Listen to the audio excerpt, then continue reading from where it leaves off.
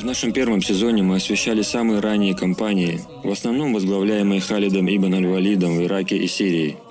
Этот второй документальный фильм будет описывать походы мусульман в Анатолию, Египет, Иран и Северную Африку, демонстрируя, каким образом праведный халифат стал доминирующей державой в более обширном регионе.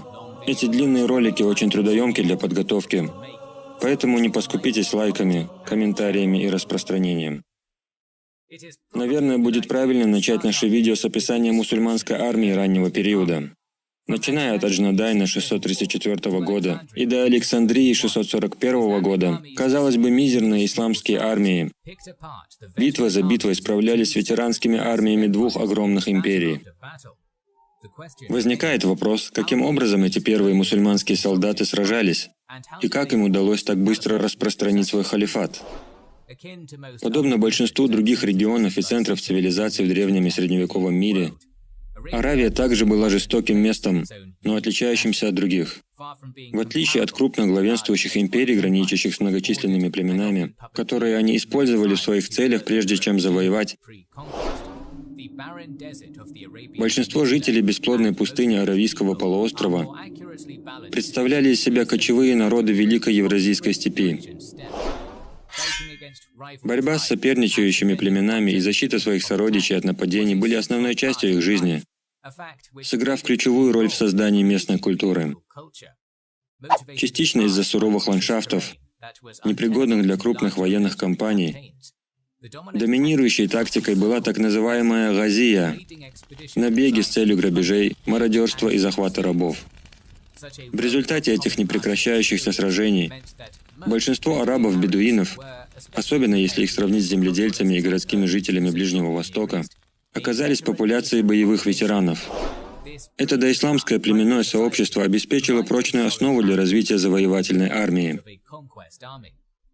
Но до жизни пророка Мухаммада, саллаллаху алейхи вассалям, и, возможно, и впоследствии, у них не было армии как таковой.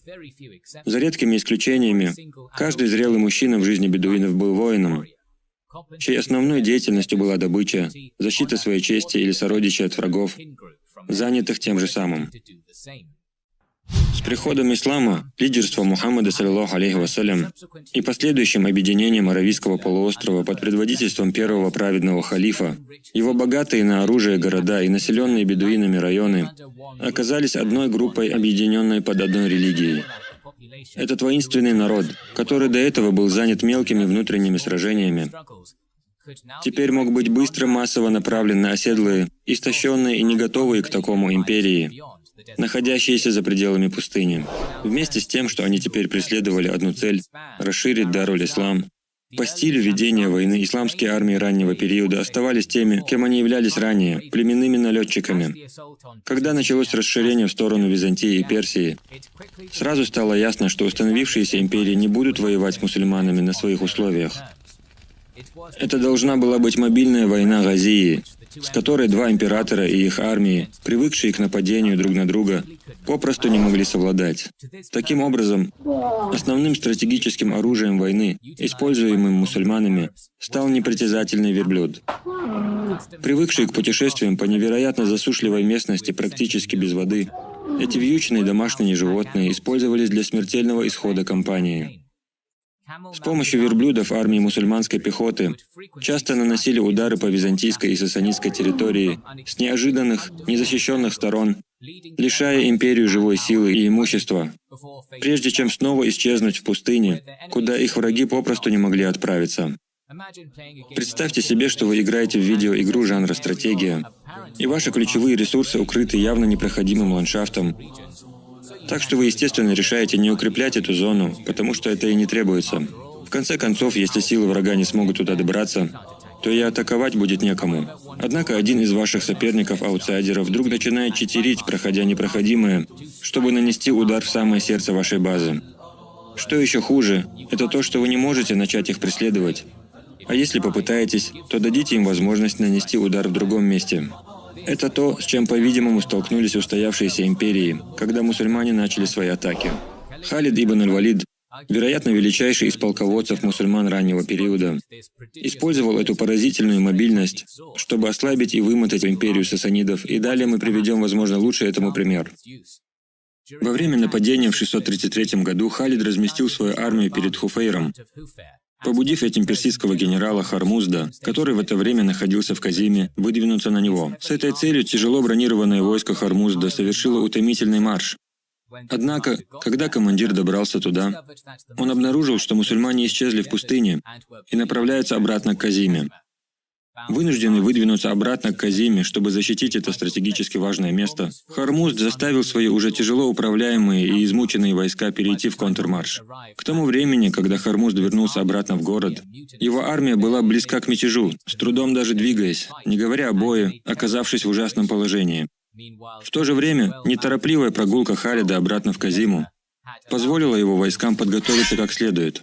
В последовавшей битве цепей свежие силы мусульман нанесли сокрушительное поражение полностью переигранной и физически истощенной армии Хармузда.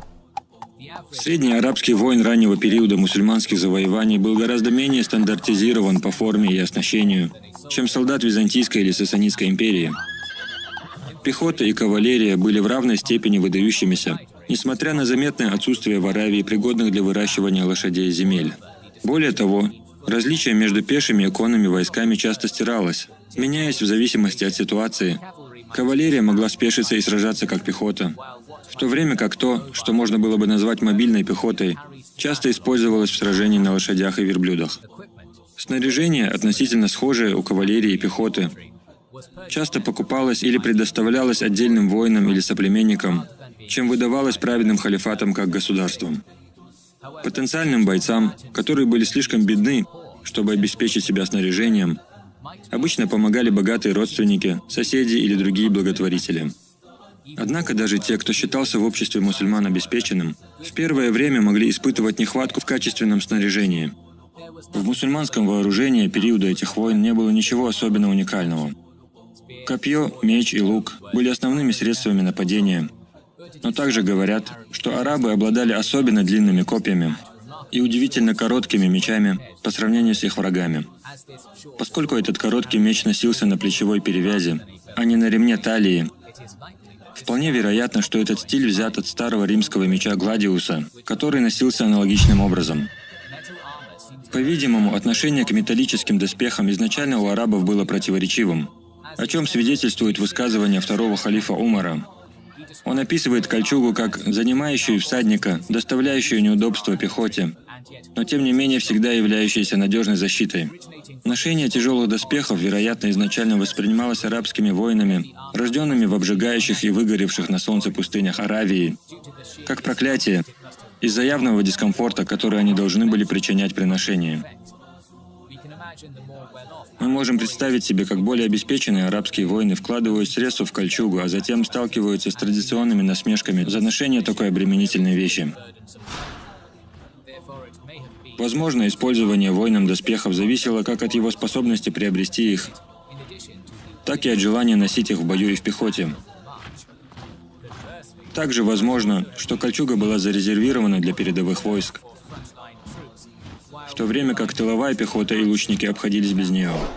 Так это было или нет, но можно отметить, что у войск праведного халифата зачастую возникали проблемы с вражескими лучниками. Дошло до того, что во время решающего победного сражения при Ярмуке исламские воины пережили от вражеских лучников то, что было зафиксировано историками под названием «День потерянных глаз». Возможно, это, в дополнение к другим подобным случаям, стало следствием вышеупомянутого нежелания носить тяжелые доспехи и шлемы. Двумя другими важными элементами, условно входившими в состав ранней армии халифата и ставшими символом мусульманского стиля войны в этот период, стали кавалерийская ударная группа, так называемая мобильная гвардия, и также мубаризун, дуэлянты. Вместо того, чтобы быть стандартной частью завоевательной исламской армии как института, мобильная гвардия была скорее косвенной реорганизацией, проведенной великим генералом Халидом Аль-Валидом в разгар его вторжения в Сирию.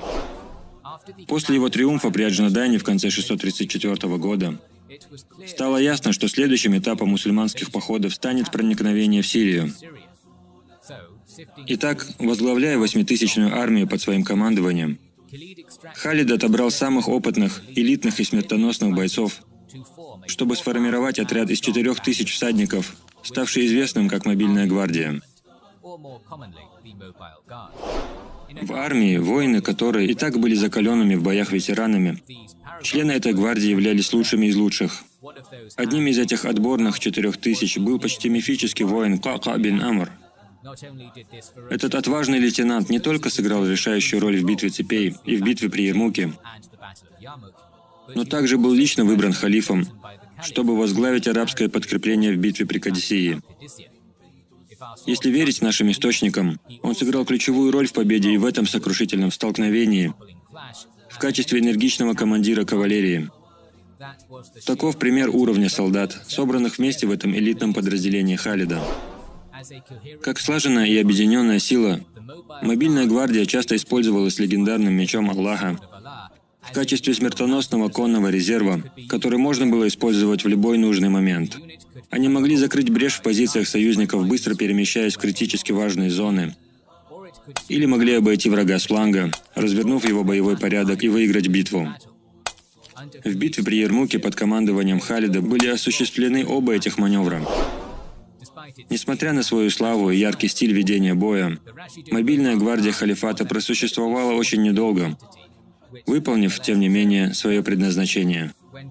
Когда Халид был смещен с должности, эта гвардия перестала существовать в качестве единой организации, а ее воины были расформированы по разным фронтам в будущих непрекращающихся сражениях. Многие из них предположительно скончались во время чумы 639 и 40 годов, а те немногие, кто выжил, сопровождали Амра ибн аль-Аса в Египет. Мубаризун, что переводится как дуэлянты или чемпионы, выполняли функцию, ожидаемую от воина, носящего их титул. Будучи одним из храбрейших воинов всей армии, Мубаризун выходил вперед и сражался с византийским или персидским чемпионом в традиционном единоборстве, которое было очень распространено в тот период. Арабские чемпионы были особенно смертоносны, одерживая победы в большинстве сражений. Победив в такой дуэли, они приносили гордость своей религии и халифату, поднимали моральный дух своей армии, одновременно деморализуя силы противника. Тем не менее, несмотря на свои успехи, мусульманские силы часто испытывали тяжелые потери, и пополнение личного состава вскоре стало проблемой, которую должны были решать халифы. Частично это компенсировалось дезертирами из стана противника, которые присоединились к мусульманам, быстро став важными составляющими общего механизма распространения халифата за пределы Аравийского полуострова. Уже в битве при Аль-Кадисии на сторону мусульман перешло 4000 солдат армии Ростама Фаррахзада. Это пополнение было настолько важным, что эти перешедшие воины смогли потребовать у арабов участки земли по своему выбору и получали жалования, порой даже превышающие оклады обычных арабских воинов.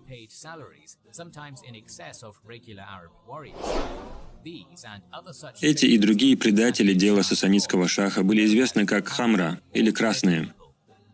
Это явление стало настолько распространенным, что во время мусульманского вторжения в Хузестан и осады Шуштара известное подразделение элитных персидских солдат, известное впоследствии как Асавира, во главе с одним из самых высокопоставленных и доверенных командиров Ездигерда, также перешло на сторону халифата. Эти наиболее выдающиеся воины не только обратились в новую и растущую религию ислам, но и стали получать максимально возможный уровень оплаты, жилье в новом городе Басры и почетное положение в племени Бану Тамим.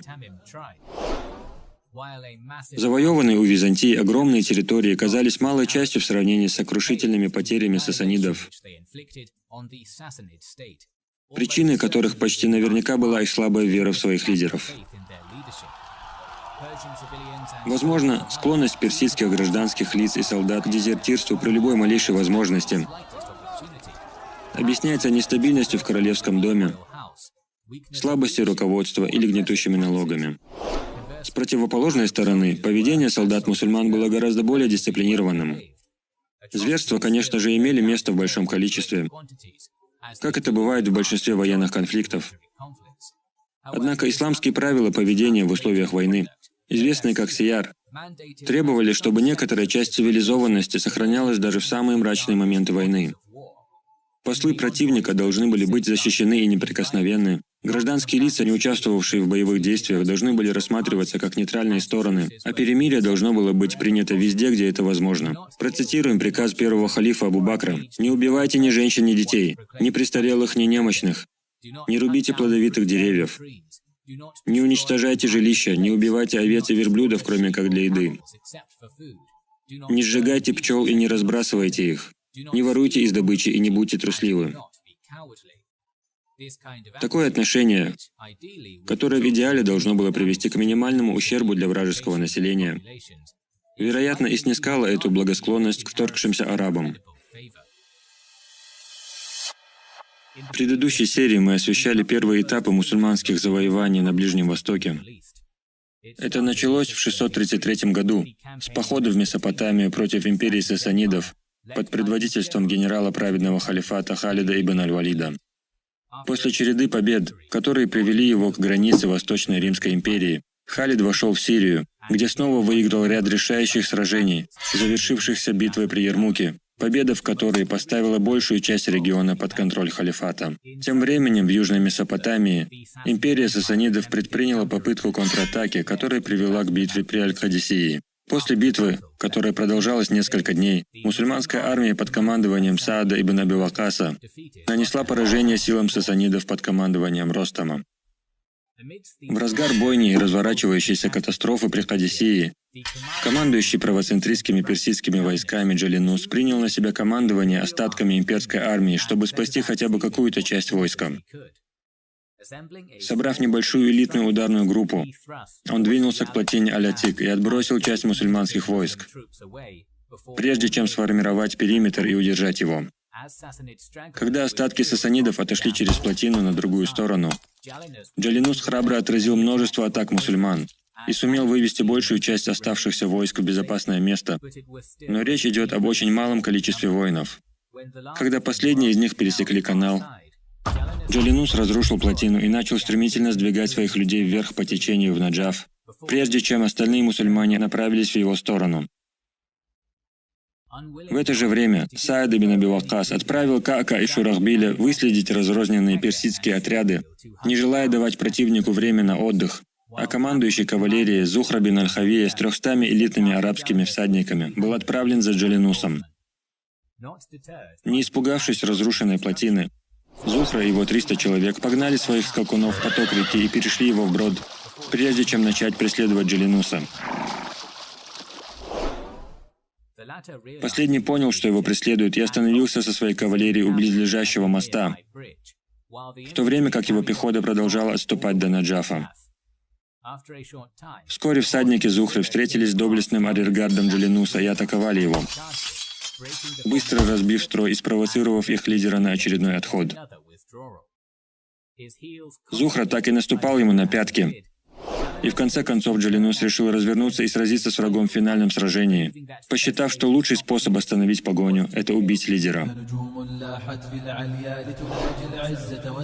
Он остановил своих воинов, повернул их лицом к врагу и выстроил для битвы, а затем вышел вперед и вызвал Зухру на поединок. Два измученных командира поскакали друг другу навстречу, чтобы решить вопрос раз и навсегда. Победителем в этом тяжелом поединке вновь оказался мусульманин. Джалинус был убит, а его кавалерия обратилась в бегство, но большинство из них все же были настигнуты и убиты всадниками Зухры. К закату 300 пехотинцев, отправленных Джалинусом, достигли Наджафа, где остановились на ночь. С целью завоевания процветающего Ирака, который мусульмане считали сердцем мира, Саад организовал свои 20 тысяч солдат на 5 маршевых корпусов, и Зухра сохранил свою позицию авангарда. Оставшаяся часть армии присоединилась к нему через 2 недели после событий при Кадисии в Наджафе, и был отдан приказ пересечь Ефрат. Вскоре в этот район прибыло подкрепление сасанидов под командованием Нахирджана, который изначально направлялся на подмогу к уже разбитым силам Ростама. Услышав о поражении, они остановились к востоку от Ефрата и начали ждать приказа Ктесифона, который пришел в лице генерала Фирузана, которому император Ездигерд поручил предотвратить или задержать, казалось бы, неудержимое продвижение мусульман. Когда Фирузан оценил ситуацию, он решил, что его армии, состоящей как из свежих, так и недавно разбитых сил, будет недостаточно, чтобы отбросить мусульман. Поэтому он решил подготовиться к обороне в пригодных для этого местах и городах на пути к персидской столице, чтобы у великого города было время на укрепление. В качестве своего первого шага Фирузан приказал губернатору Бурса Бузбури удерживать рукав Ефрата в его зоне и выделил ему для этого в помощь несколько отрядов, в то время как сам генерал и его основная армия начнут продвижение к Вавилону. Когда авангард Зухры приблизился к Бусру, навстречу ему выехал городской градоначальник. В коротком бою удерживающие силы сасанидских войск были разбиты, а Бузбура получил тяжелые ранения и впоследствии скончался от ран. После этого поражения новый местный лидер заключил мир с халифатом, согласившись предоставить информацию и материально-техническую помощь. От своих новых союзников Зухра узнал, что основные силы сасанидской армии, подготовленные против него, в действительности находились за Ефратом в Вавилоне, вместе с несколькими знатными вельможами. Зухра направил эту важную информацию Сааду в Наджафу и стал ждать, пока не подоспеет 4 следовавших за ним корпуса. Когда они подошли, мусульмане направили эти силы в Вавилон, и в какой-то из дней декабря 636 года встретились с Фирузаном на берегу реки и разбили его армию в коротком, но жестоком сражении. Один из побежденных генералов, Хурмузан, бежал со своим контингентом на юг, к своим владениям в Ахвазе, в то время как Фирузан с остатками своего войска направился на север, оставив по пути гарнизоны в Суре и Деркабе. Зухра снова бросился в погоню, и несмотря на ожесточенное сопротивление обороняющихся армий сасанидов, встречавшихся на его пути, он сумел побудить их в Суре, Деркабе и Кусе, продолжая свое неустанное наступление на Ктесифон. К началу января 637 года предводитель мусульман подошел к Валагисакерте, одному из городов, входивших в состав Ктесифона, где к нему снова присоединилась основная часть армии. Для живущих в пустыне арабов, чьи крупнейшие городские районы в сравнении с этим были подобны небольшим кварталам, столица Персии была не похожа ни на что, что большинство из них могли видеть в своей жизни. Ктесифон был больше, чем просто городом, а фактически включал в себя около 7 грандиозных населенных пунктов, которые были построены и ассимилированы на протяжении веков, образуя настоящий мегаполис. Из-за своей уникальной природы персидский центр получил название Мадаин – города. На западном берегу Тигра стояли Селевкия, Валагисакерта и Вех-ар-Дашир, а сам Ктесифон и ряд периферийных узлов находились на востоке. Возможно, самым величественным зрелищем для приближавшихся в 637 году к этому городу арабов была 40-метровая арка Хасрова, уникальное архитектурное чудо того времени. Хотя Фирузану не удалось остановить наступление мусульман, его сдерживающие действия сработали, и теперь вся западная часть имперской столицы Ездигерда была укреплена глубоким рвом, через разные промежутки которого располагались позиции солдат. Сасанидский шах и его советники также сосредоточили несколько баллист и катапульт в пределах Вех-ар-Дашира, который, будучи ближайшим городом к Ктесифону, являлся центром оборонительных редутов. Вскоре после своего прибытия Зухра приказал атаковать Мадаин, но тут артиллерия Ездигерда начала запускать гарпуны и гигантские камни в ряды мусульман, что привело к серьезным потерям, вынудив силы Зухры отступить за пределы линии огня. Не имея возможности ответить тем же, он отправил разведывательные отряды, чтобы постараться найти путь внутрь, но везде натыкался на оборонительную траншею персов, которую было невозможно пройти. В этот момент прибыл Саад и взял на себя командование, быстро поняв, что нет смысла тратить воинов на неосторожные попытки атаковать такую сильную оборону. Он решил установить блокаду вокруг всего Мадаина к западу от Тигра, расположив силы с целью длительной осады. При этом Саад не собирался сидеть в ожидании победы, принимая всевозможные меры, чтобы обеспечить более быструю капитуляцию неверных, в первую очередь забрав все продовольственные запасы западного бастиона. Для этого он приказал воинам совершать набеги на соседние районы, захватывая рогатый скот и овец для собственных нужд мусульман, одновременно истощая запасы врага, не позволяя припасам достичь Вех-ар-Дашира. В процессе этого арабская кавалерия захватила в плен тысячи фермеров в качестве военнопленных, которые после заступничества сдавшегося регионального лидера были освобождены, согласившись выплачивать налог джизью. Им также была гарантирована безопасность жизни и имущества, что снискало мусульманам большое расположение со стороны местных жителей. На протяжении многомесячной осады воины Саада также постоянно подвергались атакам со стороны изощренных военных машин сасанидов, собранных генералами Ездигерда, но эти потери были незначительными. К несчастью для персов, некоторые из их инженеров, дезертировавших во время осады, сконструировали для своих новых союзников как минимум 20 новых артиллерийских орудий. Когда эти приспособления начали посылать на Ктесифон летящие с воем снаряды, плотная концентрация сасанидских солдат и гражданских лиц внутри привела к ужасным разрушениям и потерям. Моральный дух был подорван и тем фактом, что мусульмане смогли заполучить оружие, которое до этого имелось только у персов. К середине марта 637 года положение западного Мадайна стало невыносимым. Граждане сотнями умирали от голода, и многие были вынуждены есть уличных кошек и собак, чтобы выжить. В этой ситуации было решено создать ударную группу из сасанидских войск, не занимавших ров, которая предприняла отчаянную вылазку за пределы своей обороны. Мусульмане выстроились, чтобы встретить их в решающем сражении, и началась отчаянная битва. Корпус Зухры был в гуще боя, а сам он был ранен стрелой. Несмотря на это ранение, доблестный вождь Бани Тамим возглавил контратаку и лично убил командира ударного отряда персов, после чего защитники города решили вернуться за ров. После этих ожесточенных боев последовало несколько часов жуткого затишья, во время которого сасанидский офицер обратился к мусульманам с предложением каждая из сторон сохранить за собой любую территорию, которую они захватили на занимаемой ими стороне Тигра. Однако эти условия были отклонены ответом: «Между нами никогда не будет мира, пока мы не получим мед из лимона вкусы». Когда это предложение было отвергнуто, персидские войска в Вех-ад-Дашире тихо отошли от своих позиций и отступили за Тигр. Западный Ктесифон теперь находился под контролем мусульман. Ездигерд III также отправил свою семью, вассалов и казну в Хулван, куда император намеревался переместить весь свой двор в случае падения великой столицы.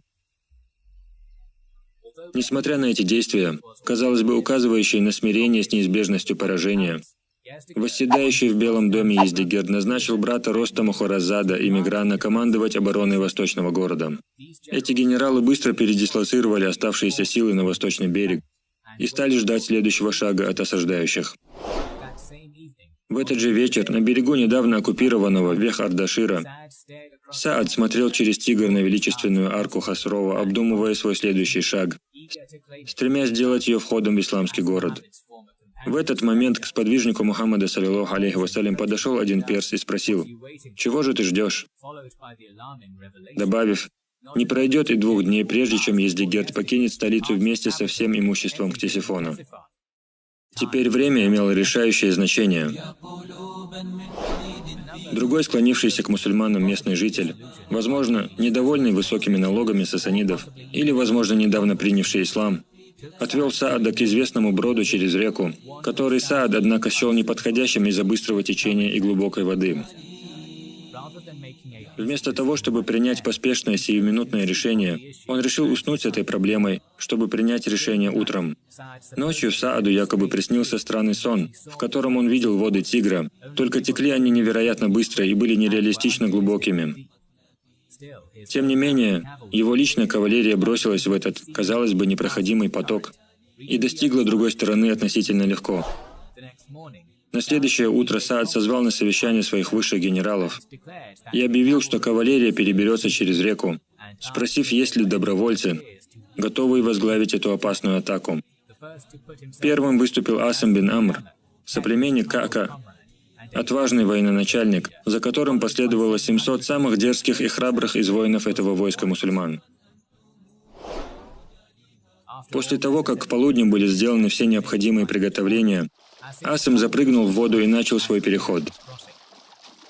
Хуразад ответил на это приказом своим солдатам выйти к реке, чтобы встретить мусульман, но после отчаянного сопротивления конница сасанидов была отброшена назад, когда один из персов пришел со стороны города с криком: «Почему вы обрекаете себя на погибель, в то время как в Ктесифоне уже некого защищать?» Частично он был прав. Получив известие о том, что мусульмане переходят Тигр, император Ездигерд отправился из своей столицы в Хулван, взяв с собой большую часть императорского двора.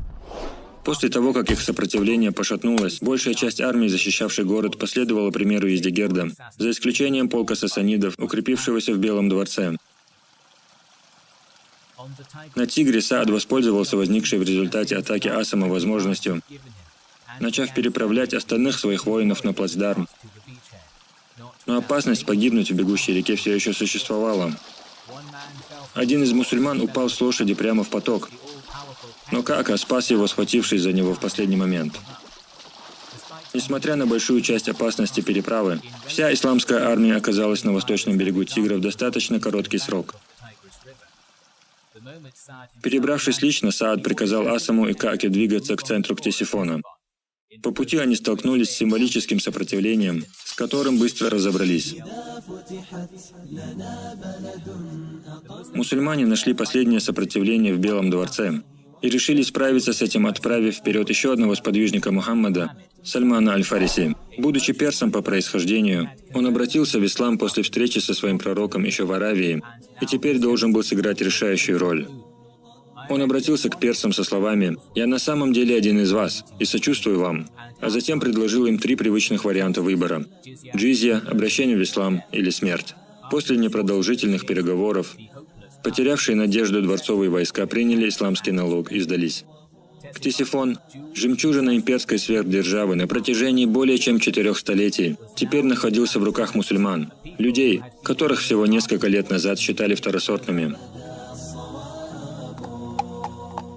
Отдельные колонны арабских всадников под командованием Зухры и Каака почти сразу выступили галопом из захваченного города, двигаясь в разных направлениях в погоне за своим противником. Добычи было много. Среди них примерно 11 бесценных доспехов и мечей, принадлежавших Ираклию, правителю Византийской империи, турецкому каганату и другим мировым лидерам. Другие сокровища, находящиеся теперь в руках Саада, включали золото, драгоценные камни и императорские регалии. Вместе со столицей сасанидов мусульмане получили огромные богатства Персидской империи, а также первые массовые обращения персов в ислам. Сальман Аль-Фариси, в частности, сыграл большую роль в этом обращении, проповедуя своим соотечественникам и рассказывая о ценностях и убеждениях новой религии. Хотя Ктесифон и весь Сувад были потеряны для дома Сасана, сопротивление персов будет иметь продолжение в старом сердце земли, за Загросом.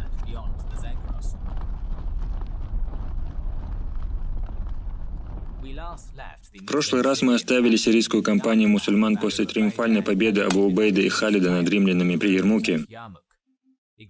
Измученные этой долгой 6-дневной битвой мусульмане в течение месяца оставались лагерем возле Джабии, собирая военные трофеи и восстанавливая свои силы. Немногочисленные воины Ираклия, которым удалось пережить эту резню, бежали на север, в относительно безопасную Северную Сирию, оставив Палестину на милость мусульманам.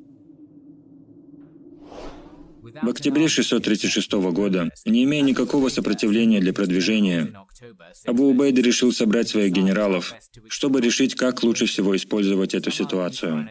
Некоторые выступали за нападение на стратегическую опору Кесарии, прибрежную крепость, чей гарнизон в случае осады мог восполняться римским флотом довольно долго, но которая могла быть опасна потенциальными контратаками в случае ее оставления в покое. Если бы мусульмане захватили ее, кампания за Палестину была бы окончена. Другие же полководцы указывали вглубь страны на гораздо более простую и символически заманчивую цель – Иерусалим. Мало того, что этот изолированный город можно было относительно легко задушить и заставить подчиниться, но также потеря этого самого святого места стала бы и сильным ударом по моральному духу римских христиан. Не в силах прийти к решению, Абу Убейда отправил сообщение халифу Умару, спрашивая его мнение. Ответ был прост – взять Иерусалим. Так что Абу Убейда повел мусульманскую армию прямо к священному городу. Понимая, что должно вот-вот произойти, Иерусалимский патриарх Сафроний тайно отправил морем в Константинополь святейшие христианские реликвии, в том числе и так называемый животворящий крест, на котором якобы был распят Иисус.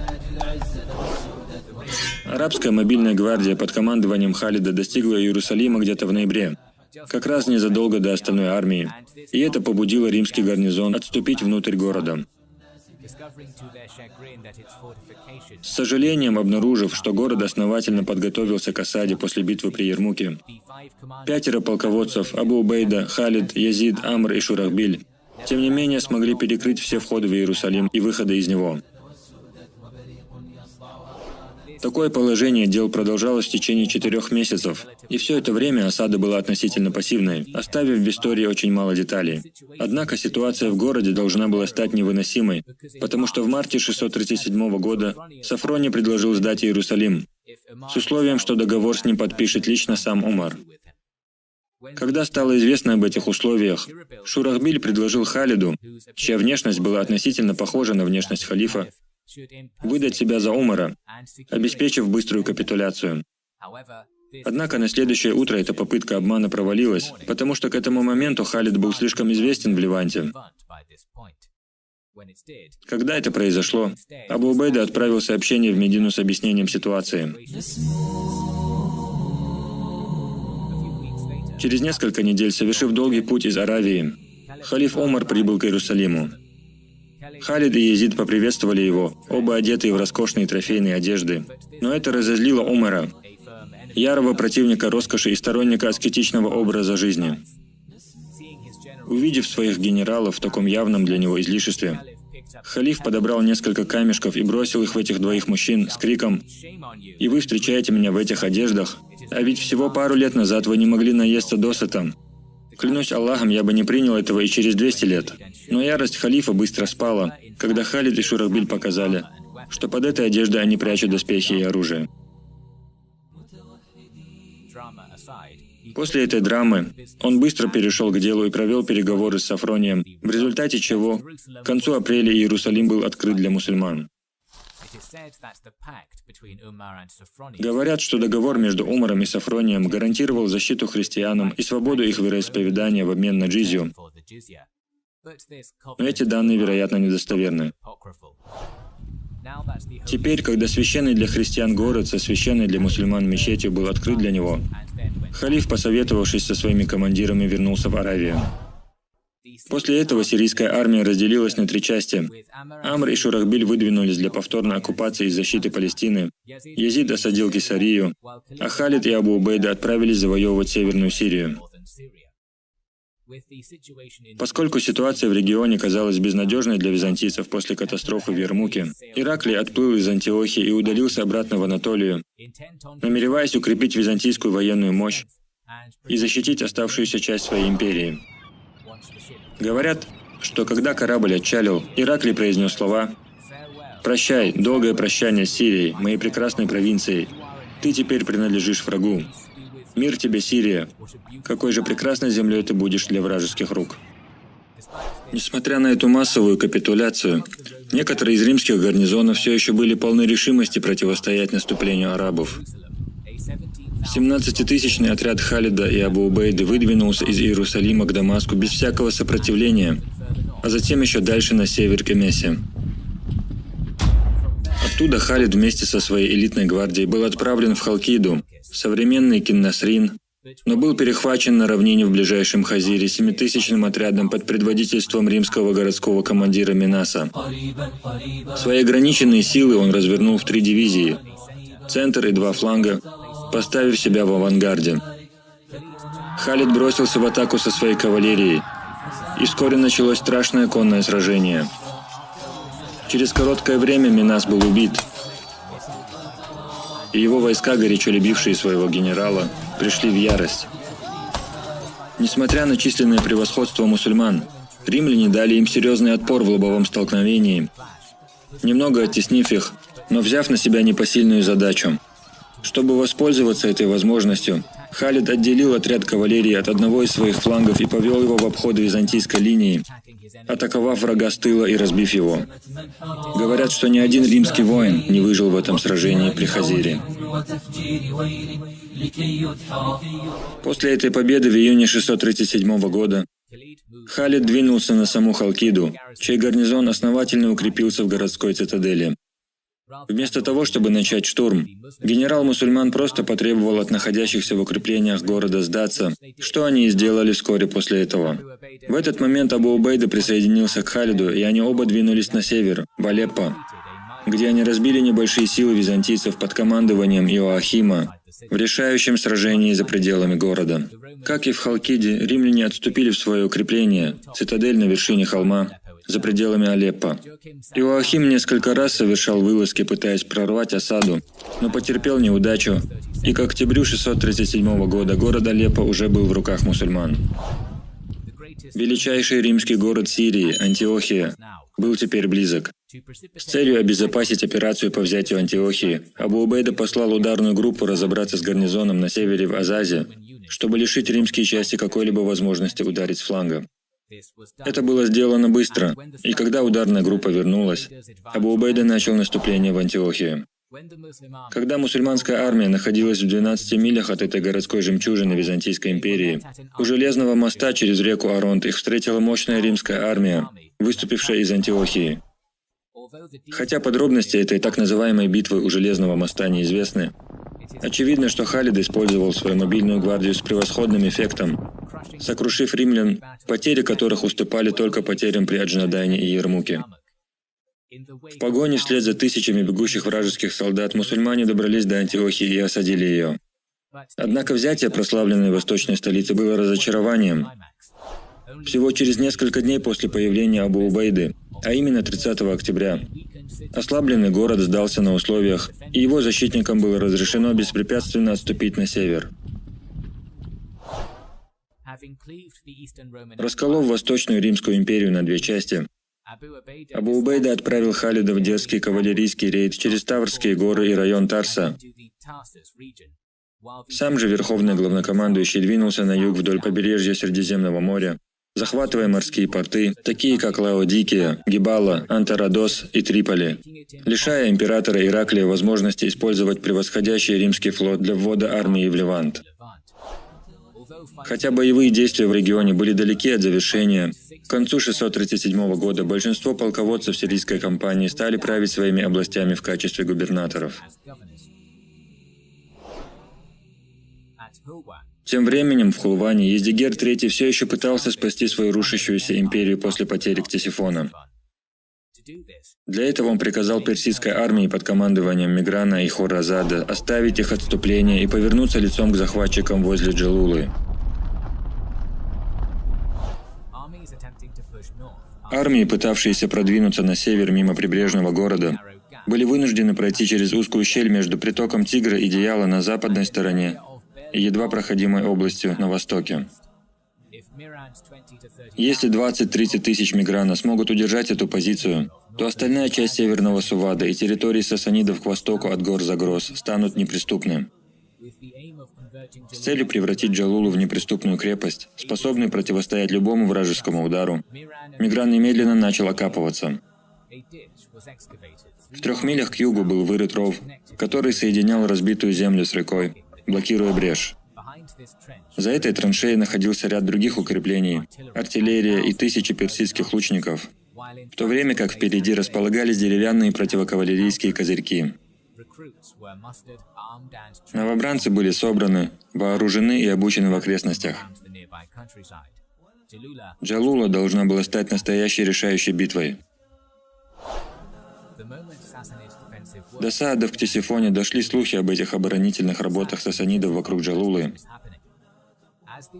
Поскольку мусульманский полководец стремился захватить плодородный северный Сувад не меньше, чем его персидские враги удержать его, и также желая продвинуть оборонительную границу на восток, Саад отправил своего племянника Хашима бин Утбу с 12 тысячами солдат, чтобы ослабить позиции персов.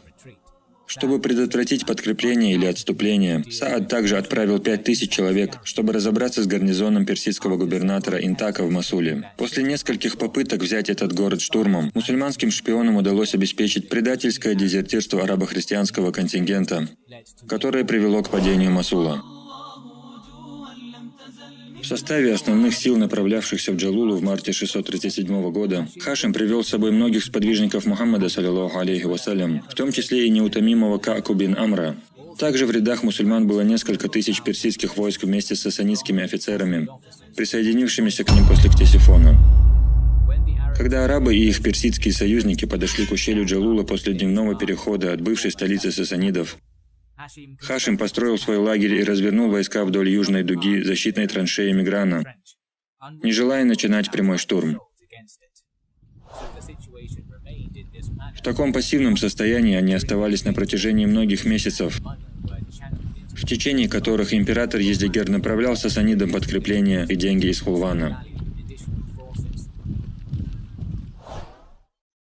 Понимая, что со временем его положение будет только ухудшаться, Хашим приказал предпринять несколько попыток штурма укрепленного рва. Несмотря на то, что деревянные конструкции Миграна оказались на удивление бесполезными против кавалерии мусульман, персидским ракетным войскам удалось сокрушить и отразить эти атаки. Впоследствии сасаниды заменили деревянные препятствия на более эффективные железные. Деморализованные из-за того, что им не удалось прорвать линию персов, мусульмане на время прекратили наступательные действия, что дало Миграну возможность атаковать самому. Используя постоянный поток прибывающих подкреплений, персидский генерал начал совершать вылазки против позиции Хашима, нанося потери и обретая уверенность. Хотя мусульманская армия смогла легко отразить около 80 таких атак, постоянно оттесняя Миграна обратно в его укрепление, выхода из этого тупика по-прежнему не было. Не имея большого выбора, Хашим отправил сообщение в Ктесифон с просьбой о подкреплении. Первоначально Саад послал 600 пехотинцев и 400 кавалеристов для поддержки этой армии у Джалулы, но этого количества едва хватало для того, чтобы возместить потери, понесенные за 8 месяцев пассивной осады и сражений.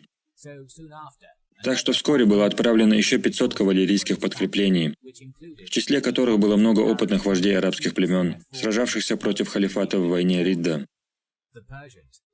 Персы, получившие очередное подкрепление от Ездигерда и воодушевленные неспособностью мусульман сломить их оборону, теперь решили атаковать до того, как к Хашиму присоединятся очередные части.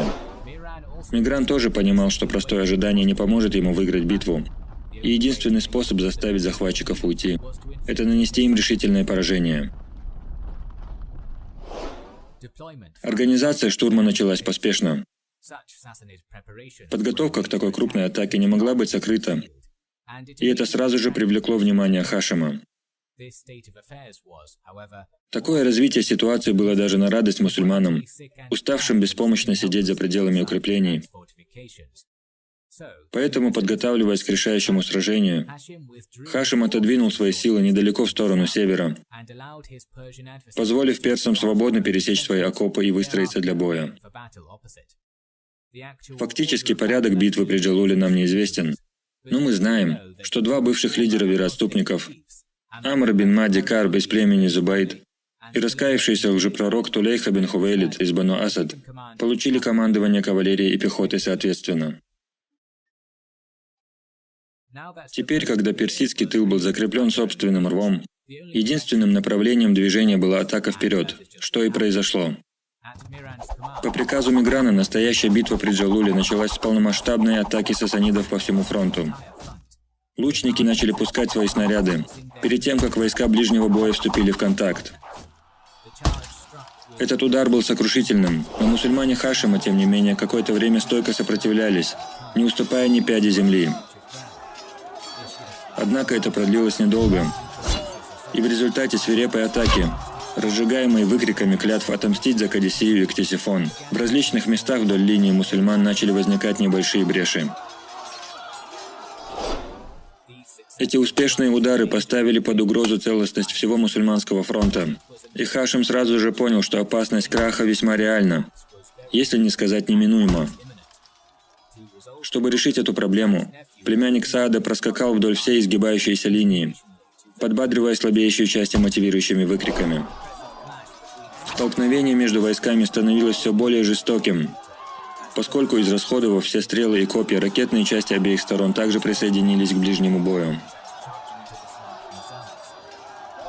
Части обеих сторон стали терять способность сражаться, устав от длительного боя. И в этот момент персы смогли заменить их, в то время как у Хашима не было такой возможности. По причине этого численного недостатка, одно из подразделений мусульман около полудня начало отступать в тыл, оставляя потенциально смертельный вакуум в линии. Однако, то ли Мигран не заметил этой возможности, то ли из-за усталости солдат, приказ об атаке через эту брешь так и не был отдан, и Хашим успел собрать вместе несколько воинов, чтобы закрыть эту позицию. Увидев бегство этого отряда, Каака поскакал за ними и восстановил порядок, вернув их обратно в бой. Почти невыносимая жара пустыни и ожесточенность боя привели к тому, что персы таки остановили наступление, и обе стороны разошлись.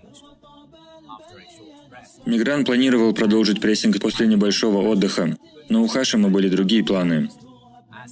Подобно своему врагу, генерал-мусульман приказал своим воинам атаковать по всему фронту, сорвав атаку Миграна и спровоцировав еще одно изнурительное столкновение, которое длилось более часа, без существенного перевеса. Еще до заката солнца с юга подул ветер и налетела песчаная буря. Погодное явление, оказавшее эффект на персов больше, чем на привыкших к такому кочевников в пустыне. К тому же ветер дул мусульманам в спину, придавая им импульс для продвижения. В этот момент Хашим дал сигнал Каака бин Амру осуществить заранее подготовленный маневр. В то время как его генерал сдерживал Миграна впереди, Каака незаметно повел свой полк с левого фланга, сумев обойти персидский тыл. Вместо того, чтобы сразу же атаковать, Каака оставил большую часть своих обходных сил в укрытии, чтобы они оставались незамеченными, а сам вместе с несколькими всадниками и человеком с самым громким голосом остался недалеко от главного пункта пересечения персидской траншеи. После голосового сигнала произошло сразу несколько вещей. Во-первых, мусульманская армия, посчитав, что их генерал сумел достичь траншеи в одиночку, атаковала с новой силой на пике боевого духа. В то же время, обеспокоенные тем, что мусульмане уже находятся за их спинами, отдельные отряды сасанидов, не имевшие стратегического обзора поля, запаниковали, потеряли сплоченность, но остались несломленными. Смертельный удар был организован самим Каака, чьи фланговые силы атаковали, услышав сигнальный крик, врезавшись во фланг Миграна словно молния. При этом ударе линия сасанидов была свернута, а затем полностью окружена. Тем не менее, силы персов все еще были стойки, отказываясь полностью рухнуть, несмотря на их безвыходное положение. Мусульмане продолжили рубить окруженные, но все еще сопротивляющиеся силы Миграна на протяжении дня. Однако солдаты сасанидов были всего лишь людьми. И на закате, когда небо начало темнеть, персы рухнули и обратились в бегство, но навстречу своей смерти.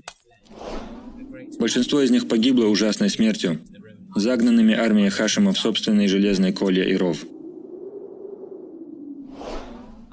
До половины сасанидской армии погибло в Джалуле, в то время как остальные, включая городской гарнизон, бежали в направлении Хулвана, а сам же город пал в декабре 637-го. Вскоре после этого Каака отправился за отступающим врагом и разбил его.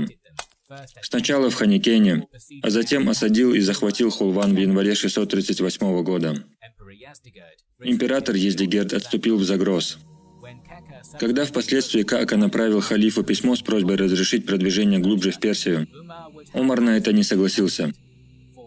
Запретив операцию, он сказал: «Хотел бы я, чтобы между Сувадом и холмами была стена, которая не давала бы им добраться до нас и мешала бы нам добраться до них.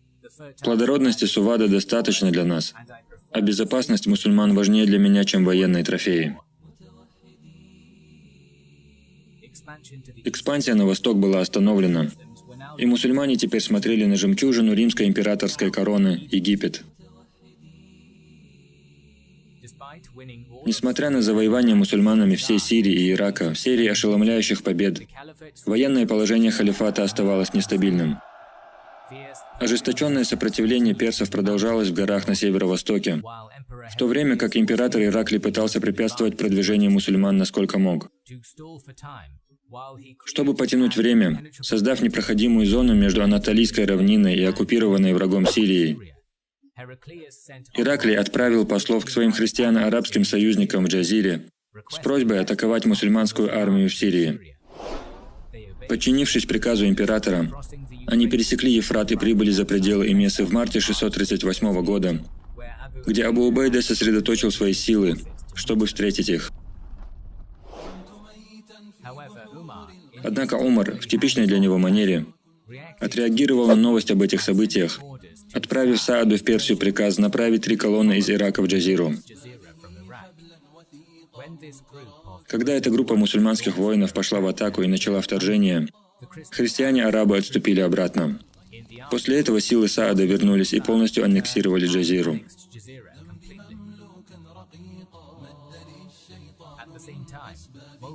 В то же время Абу Убайда отправил в римские земли несколько конных рейдовых отрядов. Халид, командующий одним из этих контингентов, захватил Мараш осенью 637 года и привез огромное количество трофеев в Кин-Насрин. Однако Халид не был из тех, кто привык копить богатство, регулярно раздавая свою личную долю трофеев другим. Однажды, после очередного набега на земли Ираклия, один из вождей и превосходных поэтов-арабов, Аш'ас бин Кайс, прочитал в присутствии Халида красивую поэму, за что получил в подарок от него 10 тысяч дирхамов. В результате это стало причиной конца несравненной карьеры Халида.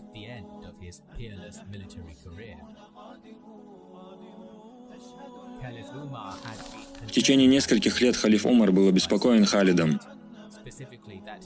в особенности тем, что его великолепие и постоянные победы могут побудить мусульман уповать на него, вместо упования на Бога. Получив в 638 году сообщение о расточительности своего генерала, Умар использовал это как предлог, чтобы убрать Халида с его поста и доставить в Медину. Когда 2 грозных человека встретились лицом к лицу, халиф произнес слова: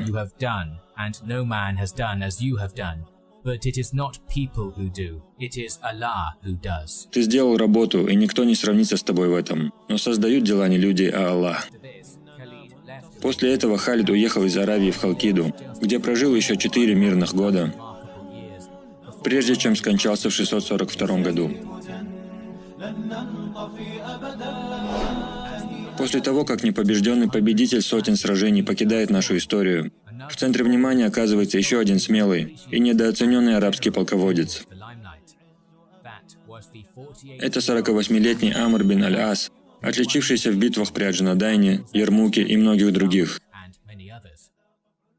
Когда Абу Убайда передал завоеванные области своим подчиненным, Амр получил в свое управление всю Палестину. Войдя в этот район, он вынудил сдаться Газу и несколько других римских гарнизонов, которые оставались непокоренными после падения Иерусалима.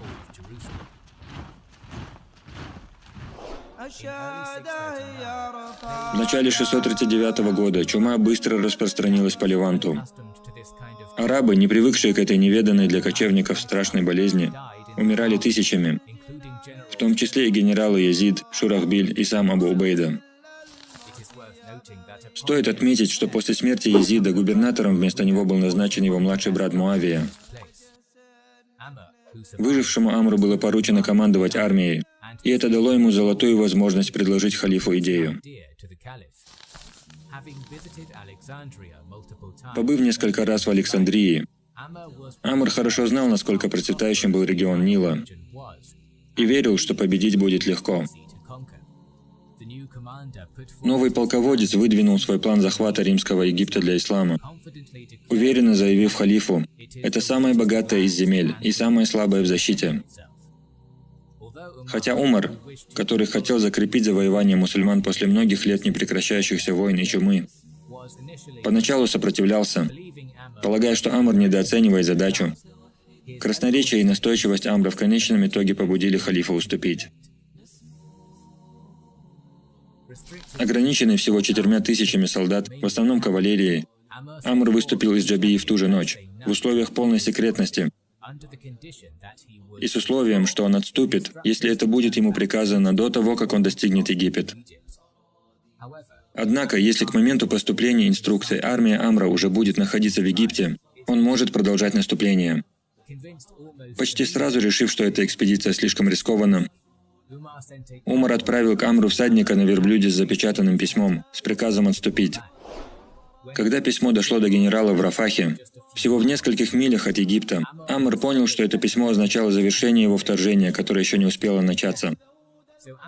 Так что он оставил письмо нераскрытым и двинулся дальше, открыв его только после достижения Египта, рассудив, что таким образом приказ Умара достиг его в положении, когда экспедиция может быть продолжена.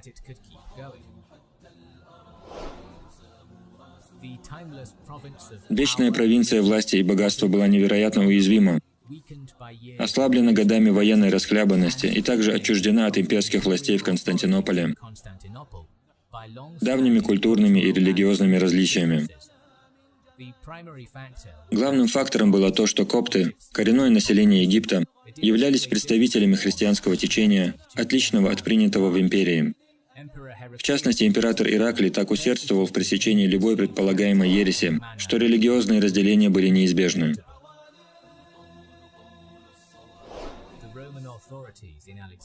Римские власти в Александрии были предупреждены о присутствии Амра и в ответ собрали войска, отправив часть из них для усиления Пелусия, так называемого ключа к Египту. Выйдя из Ариша в конце декабря 639 года, небольшая армия ветеранов халифата вскоре достигла Пелусия, осадив его с суши.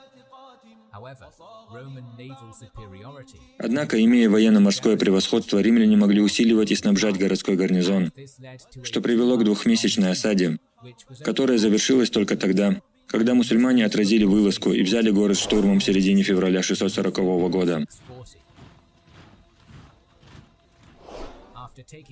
После взятия Пелусия, к тревоге и изумлению правительства Александрии, Амр беспрепятственно прошел вдоль восточной окраины дельты Нила, пока не достиг цитадели Бельбейса.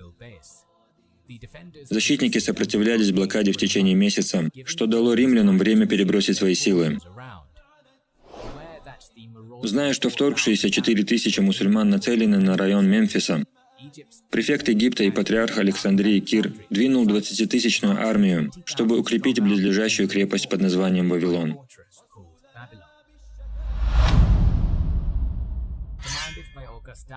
Под командованием Августалиса Теодора и с гарнизоном из 5000 солдат Вавилон был одним из сильнейших оборонительных бастионов Нила, чья высота местами достигала 18 метров, а толщина стен до 2 метров. Когда весной 640 года Амр заставил сдаться защитников Бельбейса, заморив их голодом, римляне уже были готовы к его неизбежному нападению. В мае, минуя Гелиополь, слева от себя мусульмане вышли за пределы Вавилона.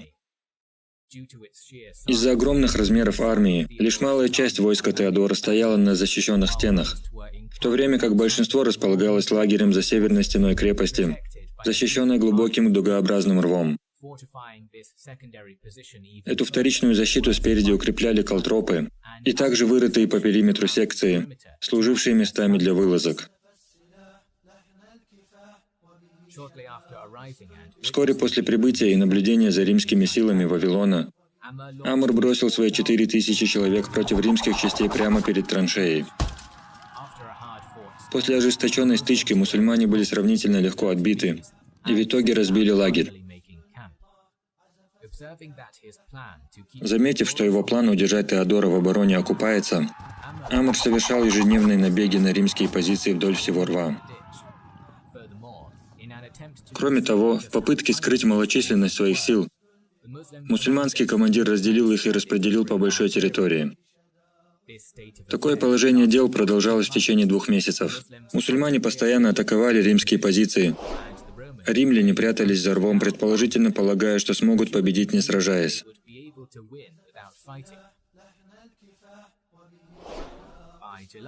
К июлю у Амра так и не возникло возможности одержать решительную победу, и его люди постепенно уставали. Итак, отбросив в сторону эту возможность, человек, провозгласивший, что захватить Египет будет просто, написал халифу письмо с просьбой о подкреплении.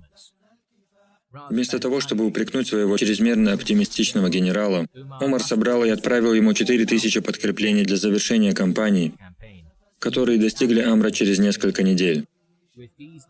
С этими новыми силами атаки мусульман на Вавилон стали эффективнее. Они убили большое количество римских солдат, но сломить сопротивление бастиона так и не получалось. С еще меньшим желанием, чем в первый раз, Амр отправил второе письмо Умару с просьбой о помощи.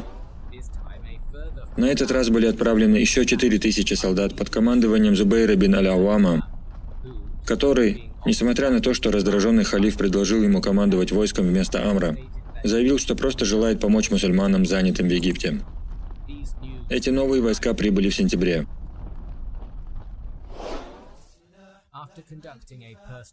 Проведя личную разведывательную миссию в этом районе, Зубейр указал Амру на то, что от него, похоже, ускользнуло.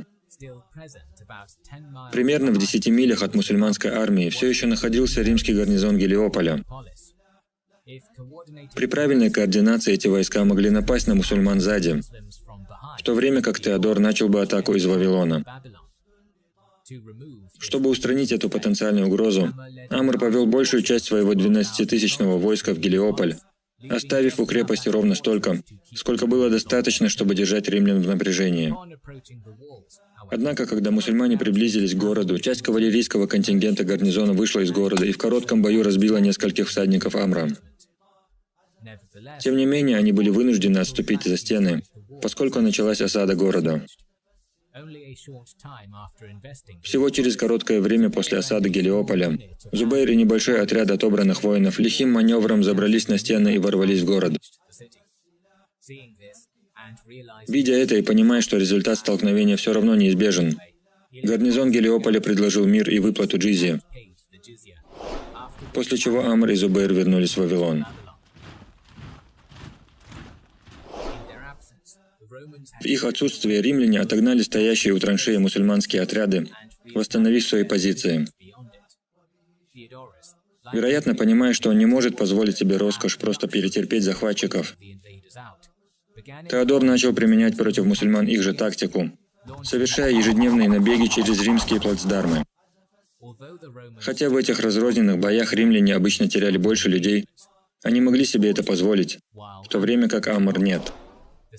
Тупиковая ситуация оставалась относительно неизменной, пока уважаемый арабский офицер Хариджа бин Хузафа не предложил Амру рискованный, но потенциально решающий план победы в битве.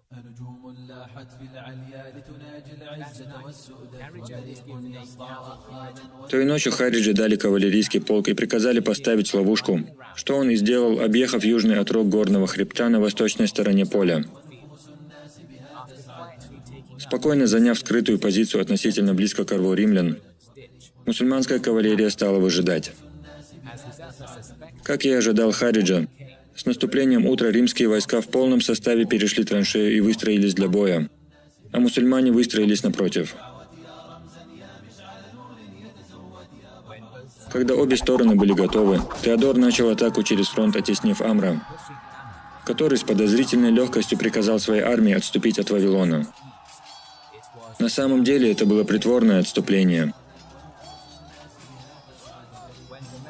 Когда рукопашная схватка вышла далеко от оборонительной траншеи Вавилона, всадники Хариджи выскочили из своего укрытия за хребтом и заняли переправы, которые Теодор должен был использовать для своего отступления. Амр, увидев, что план сработал, начал ожесточенную атаку, отбросив римлян к их укреплениям. Услышав данный сигнал, Хариджа также начал атаку, врезавшись прямо в тыл Теодора и окружив римлян. Многие защитники города были убиты, но несколько римских отрядов сумели развернуться и прорваться сквозь кавалерию Ибн Хузафы, сумев восстановить контроль над переправами.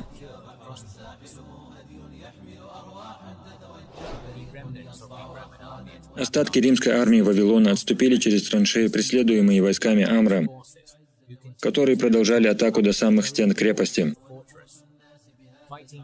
Бой продолжился в пространстве между рвом и цитаделью, пока ворота не были закрыты изнутри. Тем, кто успел попасть внутрь, повезло, в то время как на поле боя не осталось ни одного живого римского солдата. Боевой дух Кира, который не был военным по профессии, да и римского воинства в целом, был совершенно потрясен этим грубым поражением. И префекту стало ясно, что необходимо заключать мир. Чтобы сделать ситуацию еще более ужасной, Амр каким-то образом заполучил несколько римских катапульт, которыми начал запускать смертоносные валуны, ослабляя оборону. После этого Кир сумел покинуть Вавилон с небольшим эскортом, поселившись на находящемся между течениями реки острове Рауда, откуда пополнялись запасы крепости. После этого отчаявшийся коптский префект сообщил мусульманам о желании провести переговоры.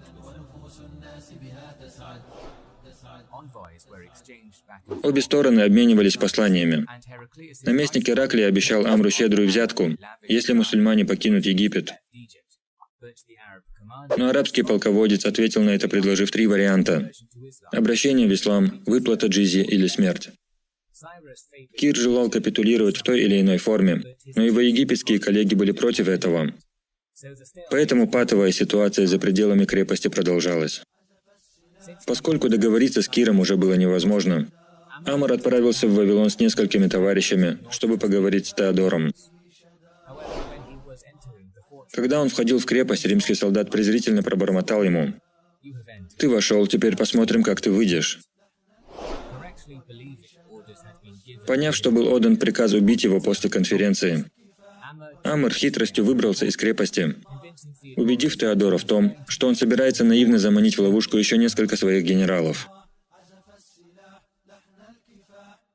Эти попытки прекратить осаду потерпели неудачу, и тупиковая ситуация за пределами Вавилона продолжалась. Наконец, в середине декабря наблюдательный Зубейр заметил, что поскольку большая часть сражений велась на северной стороне Вавилона, железные ворота на берегу реки и 2 их сторожевые башни были относительно незащищенными.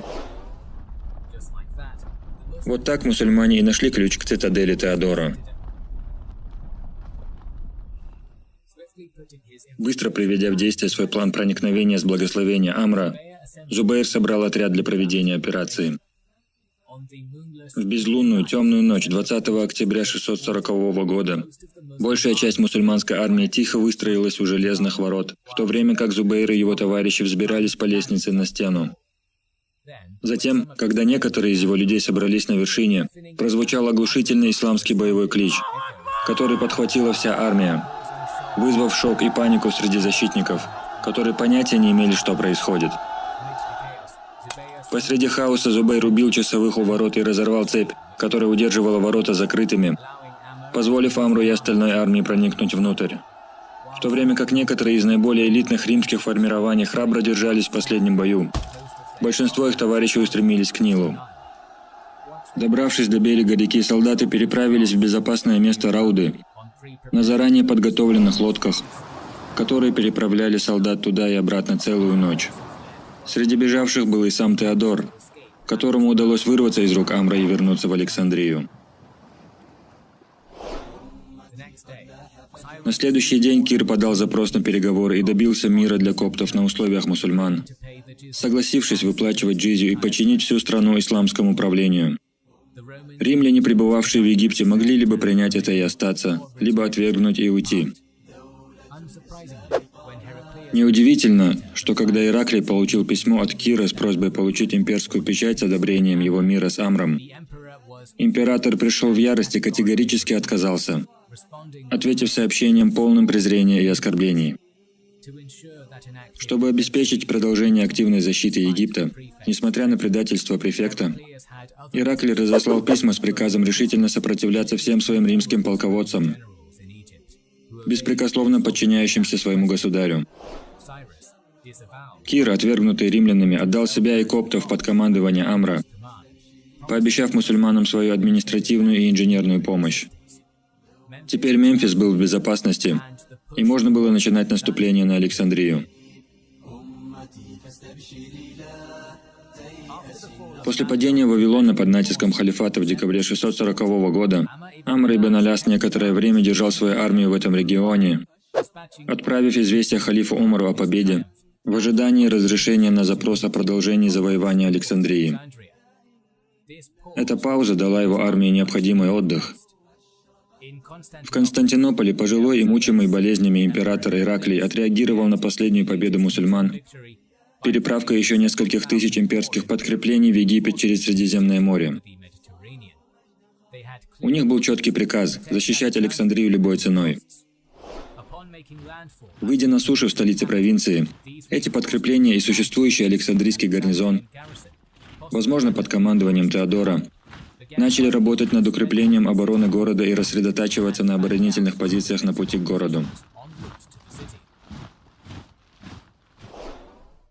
Сообщения об этих приготовлениях дошли до Амра на юге. Примерно в то же время из Аравии прибыл гонец с приказом халифа выступить и захватить Александрию. Итак, оставив небольшой гарнизон для удержания Вавилона и контроля над Мемфисом, Амр приказал своим людям разбить лагерь. В феврале 641 года 12-тысячная армия мусульман двинулась на север. Двигаясь вдоль западной окраины дельты Нила, непосредственно примыкающей к знакомому пустынному климату, мусульмане преодолели легкое сопротивление римлян в Тарнуте и Карм-Шарике, прежде чем повернуть на северо-запад в сторону реки. Впоследствии, захватив Сультейс, Амр одержал кровавую победу при Кирьяуне, всего в 12 милях от Александрии, а затем преследовал римские войска к восточному подступу к городу. Переход к морю занял всего 22 дня. Александрия была построена Александром Македонским и его преемниками Птолемеями на относительно узкой полосе земли, ограниченной Средиземным морем на севере и озером Мают на юге. Поскольку основные транспортные пути заканчивались к востоку от города, единственным сколько-нибудь уязвимым подходом был северо-восточный. Мусульмане разбили лагерь за пределами досягаемости артиллерии, а затем выстроились для боя, медленно продвигаясь к недавно укрепленным Александрийским стенам. К несчастью для Амра, такое неосторожное подготовительное мероприятие позволило умелым римским артиллеристам разбить и рассеять его отряды, залп за залпом выпуская катапультные камни. Эта бомбардировка оттеснила Амра и его воинов обратно в лагерь. Такие атаки мусульман продолжились с некоторыми перерывами, в которых римские защитники совершали вылазки из города для атак на мусульман, стремясь отбросить их назад, положив тем самым конец осаде.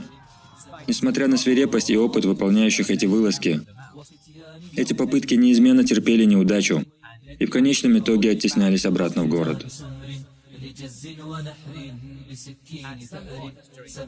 В какой-то из моментов первых месяцев нерешительных действий защитники выступили против участка фронта, и началось ожесточенное столкновение.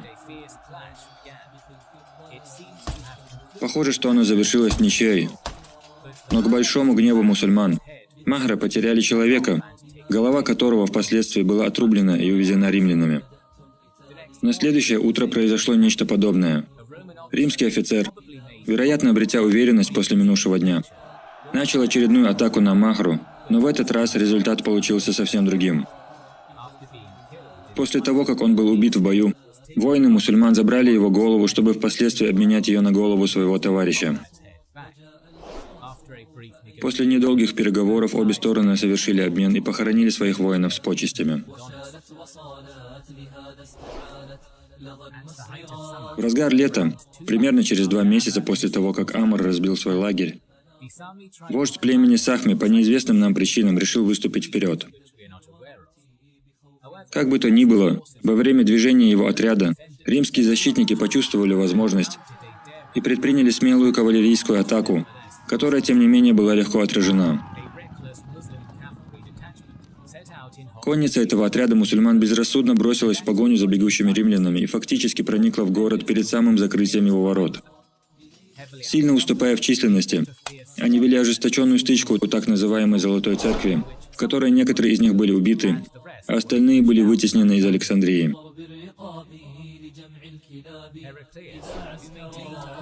Ираклий, который поддерживал постоянный контакт с Александрией, прекрасно понимал, что мусульмане набирают силу.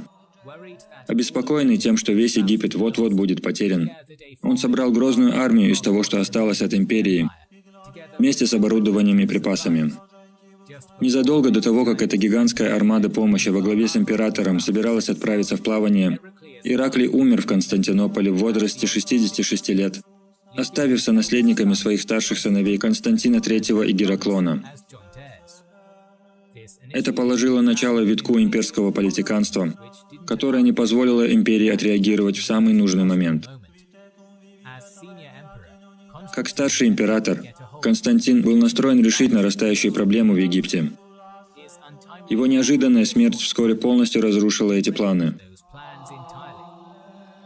Чтобы все стало еще хуже, некоторые византийские полководцы, в том числе Валентин, взялись за оружие в поддержку сына Константина Констанса II, полагая, что смерть Константина была делом рук матери Гераклона, Мартины, отравившей его. Эта династическая борьба завершилась только в конце 641 года, что гарантировало отсутствие поступления в Александрию какого-либо подкрепления. Политиканство заразило также и солдат, защищавших столицу Египта, что привлекло к распрям и массовым потерям морального духа. Когда пошел 6-й месяц осады без каких-либо признаков окончания, Амр получил от халифа письмо, в котором был раскритикован за такой длительный срок. Итак, посовещавшись со своими генералами, Амр выбрал опытного Убаду бин Ас-Самита для руководства штурмом. В конце октября 641 года вся мусульманская армия собралась на полуденную молитву, а затем отправилась в бой. Под предводительством Убады силы Амра наконец-таки захватили Александрию, штурмовав ворота возле Золотой Церкви.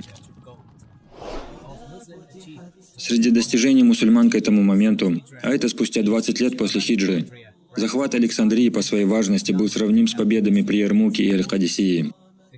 Халифат приобрел бесценную военную морскую базу, одновременно ослабив морскую мощь Рима, и завоевал страну с огромным богатством и культурой. Возможно, наиболее важным для будущего было то, что владение Египтом позволило исламским армиям проникнуть еще дальше на юг и запад в Африку.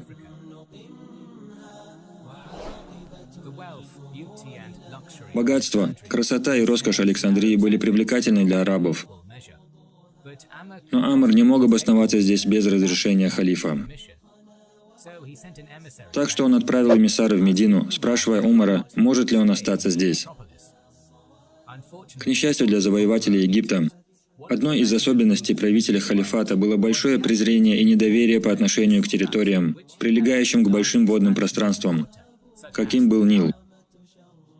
Единственный раз, когда Умар решил позволить одному из своих командиров, губернатору Дамаска Муавии, начать военно-морскую операцию, все силы были уничтожены. Итак, Умар отказался от просьбы Амра, объяснив это словами: «Я не хочу, чтобы мусульмане поселились там, где нас разделяла бы вода, будь то зимой или летом». В результате Амр двинулся на юг, где заложил фундамент своего нового города, первой столицы исламского Египта, так называемого Миср аль-Фустат, города палаток, сокращенно Фустат. Новый губернатор нового города в течение следующих нескольких месяцев был занят управлением этой территорией халифата. Когда наступил 642 год, Амр уже уладил конфликты между своими воинами и местными жителями, восстановил ранее заброшенные объекты инфраструктуры, включая каналы, и по просьбе Умара даже отправил продовольственную помощь в Медину в период голода. Чтобы погасить все оставшиеся очаги сопротивления мусульманскому правлению, Амр отправил 3 колонны в районы вокруг Дамиетты, Гелиополиса, Фаюма, а 4-я обеспечивала стабильность в остальной части Нижнего Египта. Все они легко провели время, выполнив свою задачу без кровопролития к концу 642 года. Держа Египет в своих руках, предприимчивый Амр бин Аль-Ас обратил свое внимание на христианизированное Нубийское королевство под названием Микерия на юге. Микерия, которой правил король Калидурут из своей великой цитадели в Донголе, был растущей и экспансионистской державой Африки к югу от Сахары. Фактически ее монарх только недавно аннексировал бывшего регионального соперника Набатию. Грамотное общество с яркой собственной культурой, нубийцы были известны как выносливые и свирепые воины. В частности, их внушительная репутация в области верховой езды и стрельбы из лука была известна во всем Средиземноморском мире. В какой-то момент знойного африканского лета 642 года Амр отправил своего двоюродного брата Укбу бин Нафи и 20 тысяч всадников в Нубию, где они быстро начали страдать от рук местных жителей. Не в силах сопротивляться мусульманам в генеральном сражении, смертоносные, но не бронированные макурские лучники, конные и пешие, совершали постоянные атаки, нанося удары и убегая, что постепенно истощало силы Угбы, прежде чем броситься обратно в пустыню целыми и невредимыми. По мере того, как исламская армия продвигалась все глубже в Нубию, сталкиваясь с партизанскими атаками, число и свирепость которых нарастали, макурские лучники с ястребиными глазами выкрикивали обращения мусульманам, одним из которых было: «В какую часть тела вы бы хотели, чтобы я выпустил очередную стрелу?»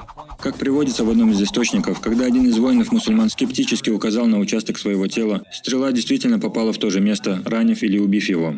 Когда Угба и его уменьшившиеся силы наконец приблизились к столице Мекерии в Донголе, они обнаружили ожидающую их вражескую армию численностью около 10 тысяч человек, выстроившуюся для защиты своего центрального города.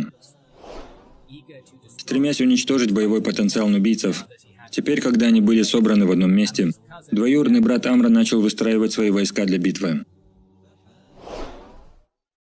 Когда мусульмане начали продвигаться к линии Калидурута, они почти мгновенно были поражены безжалостным шквалом макурских стрел, которые поражали атакующую армию с невероятной точностью.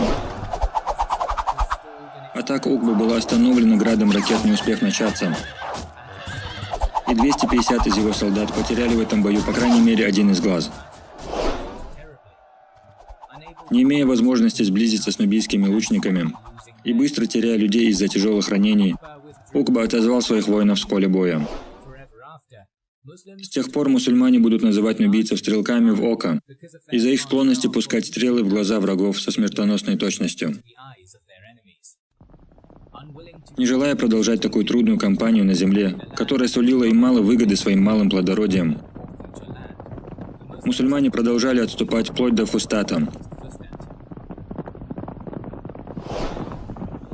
Хотя это и не было решающим поражением, армия халифата потерпела поражение во второй раз в истории.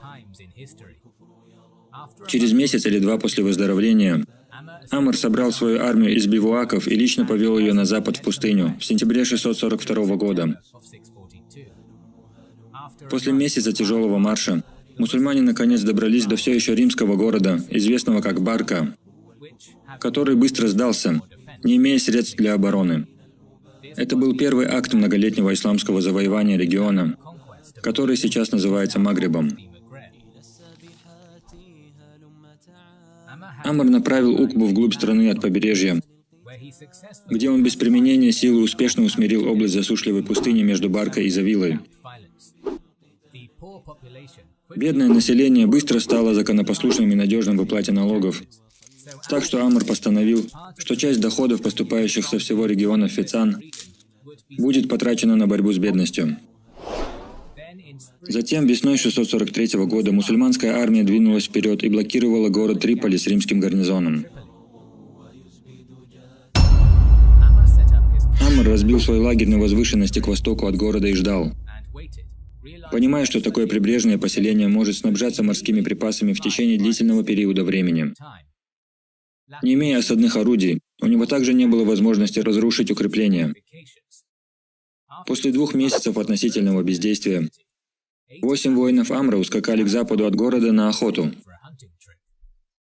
Когда эти охотники начали возвращаться около полудня, дневная жара заставила их ехать обратно вдоль побережья. И внезапно они наткнулись на западную границу Триполи, где городская стена смыкалась с морем, и обнаружили, что этот участок был слабо защищен. Проявив то ли храбрость, то ли безрассудство, эти 8 бесстрашных оппортунистов воспользовались этим уязвимым флангом Триполи, чтобы проникнуть в город. Еще до того, как защитники поняли, что происходит, группа мусульман достигла центра города и начала расправляться с врагами. Столь неожиданное насилие вызвало приступ паники в городе, как среди мирных жителей, так и среди оборонительных сил. Всем показалось, что внутрь города каким-то образом проник большой контингент противника. И в результате многие солдаты укрылись на борту нескольких кораблей, стоящих на якоре в Гаване. Амр, узнав о происходящем в городе, быстро начал использовать эту слабость. Поспешно выстроив своих воинов, арабский командующий приказал начать полномасштабную атаку, чтобы пробраться через ослабевший участок стен Триполи. В еще одном бою, подробности о котором до нас не дошли, мусульманам удалось проникнуть внутрь и присоединиться к их авангарду из 8 человек. Не желая сражаться дальше, римские защитники взяли все, что смогли нести на себе, и уплыли на своих кораблях, оставив в Триполи армии Амра. В то время как большая часть армии некоторое время оставалась в городе, завоеватель Египта отправил стремительный отряд конницы примерно на 40 миль к западу, где население города, известного как Сабрата, все еще оставалось нетронутым и беззаботным. До них дошли слухи о сражениях в соседних городах, но они считали, что еще пройдет какое-то время, прежде чем война дойдет и до них, если дойдет вообще. На следующее утро римская стража Сабраты открыла городские ворота для того, чтобы горожане могли выгнать животных на дневное пастбище. К несчастью для них, именно в этот момент отряд исламской кавалерии застал их врасплох, пройдя через ворота и убив большую часть войск, и забрав много трофеев. Сделав это, они вернулись в Триполи. Добившись успеха и желая большего, Амр написал халифу Умару очередное письмо, содержащее как хорошие новости о победе, так и просьбу продолжить завоевание. Это было отклонено, так как халиф опасался перенапряжения своих сил. И на этот раз не было никакой лазейки или остроумной уловки, которую Амр мог бы использовать, чтобы обойти приказ Умара и продолжить свою неустанную кампанию. Поэтому, позволив своей армии на какое-то время восстановить силы в Триполи, Амр вернулся обратно в Фустат и оставался там, спокойно управляя подконтрольным ему Египтом и разбираясь со слухами о будущем восстании.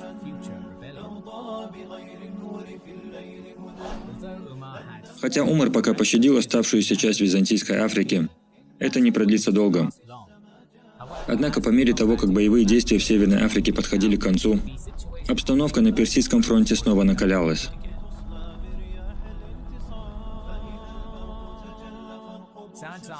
Армия Саада стремилась преследовать Издигерда через горы, однако отказ Умара на время остановил дальнейшую экспансию на восток.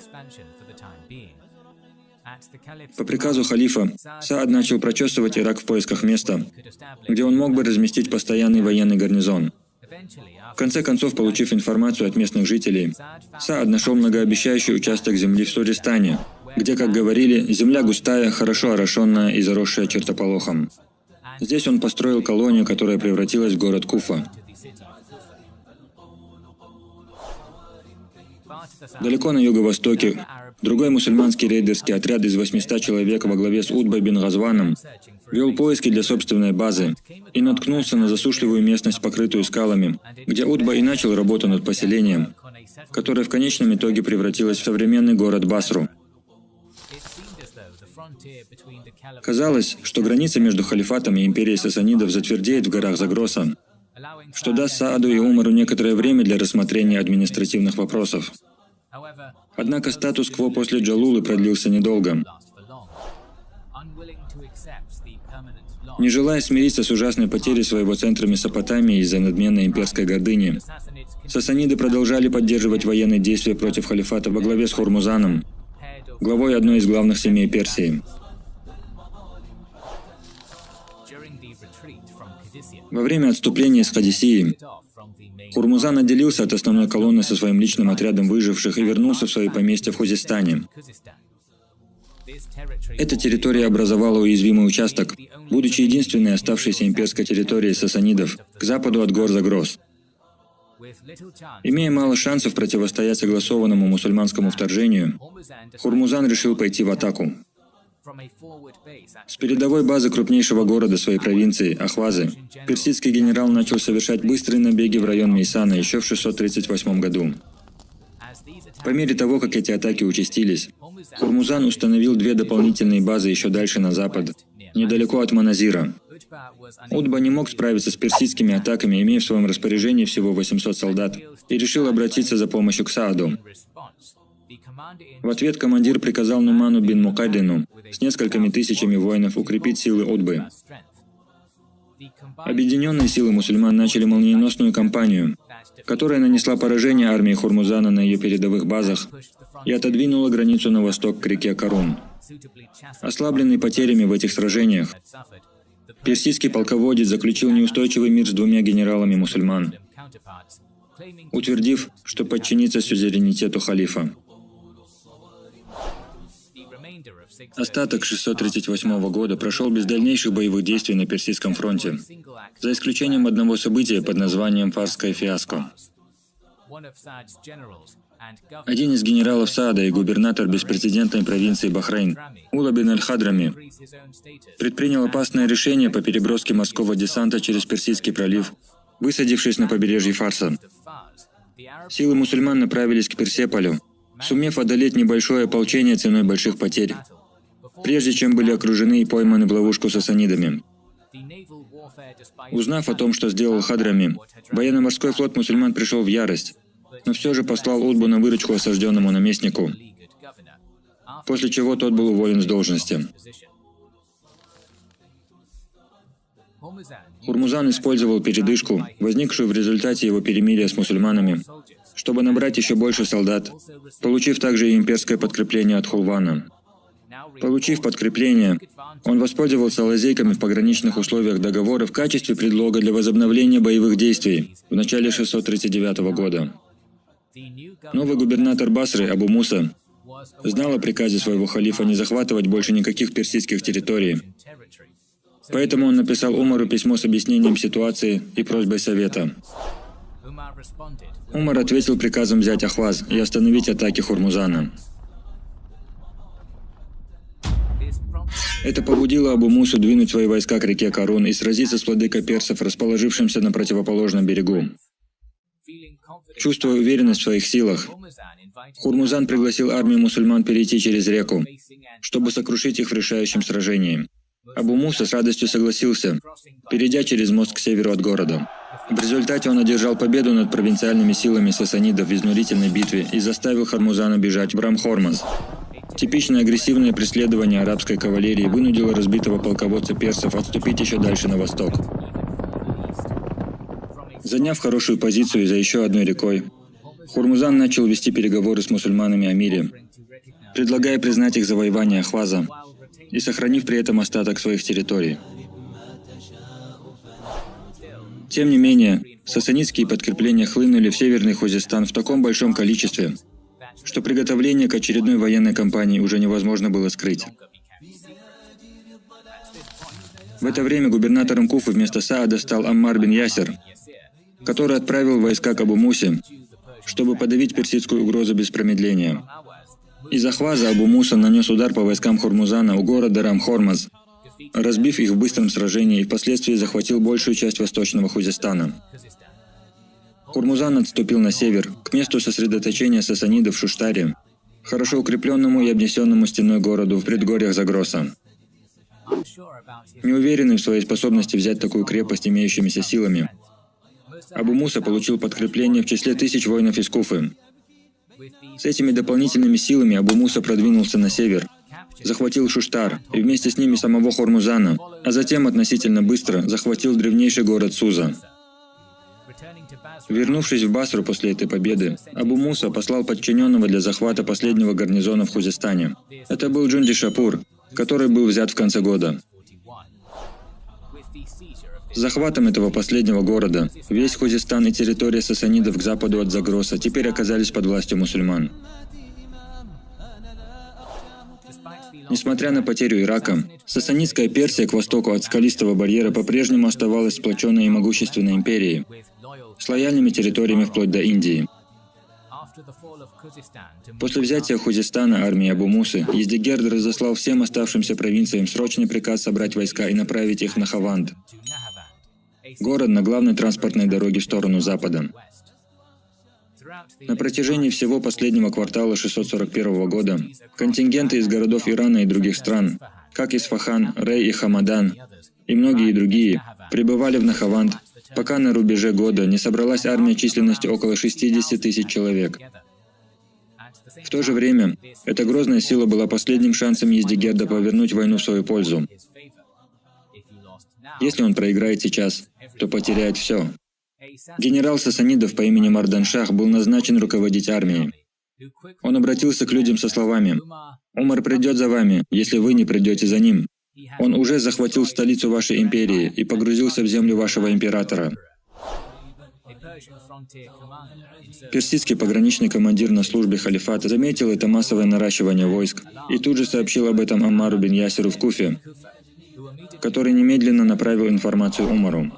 Обращение халифа к людям Медины по этому вопросу, со словами, что это день, от которого зависит будущее, не оставляло сомнений о важности предстоящего столкновения.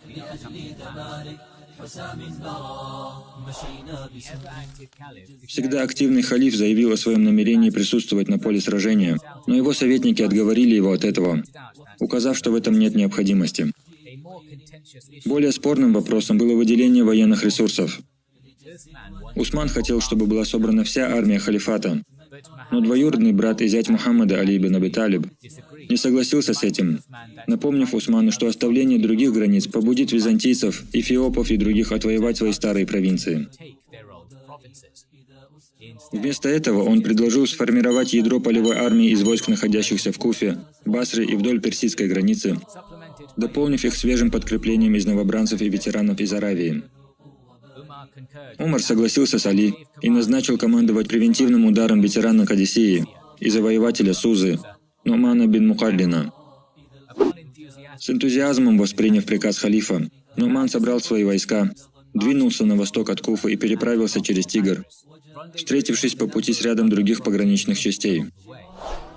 Двигаясь на северо-восток от Ктесифона вдоль реки Дияла, мусульмане развернулись у Каср-Ширина и нырнули в горы Загроса, в конце концов достигнув точки сосредоточения в Дазаре в декабре 641 года. Собрав 30 тысяч воинов-мусульман, Нуман отправил разведывательный отряд в долину Нахаванд, чтобы установить, где именно находятся персы. К ночи отряд вернулся, практически не обнаружив признаков активности сасанидов на скалистой неровной местности между Тазаром и персидской базой. Нуман немедленно воспользовался возможностью и выступил из лагеря, направив всю свою армию к небольшому городку, известному как Исбизахан, всего в 10 милях к северо-западу от самого Нахаванда и его персидских оккупантов.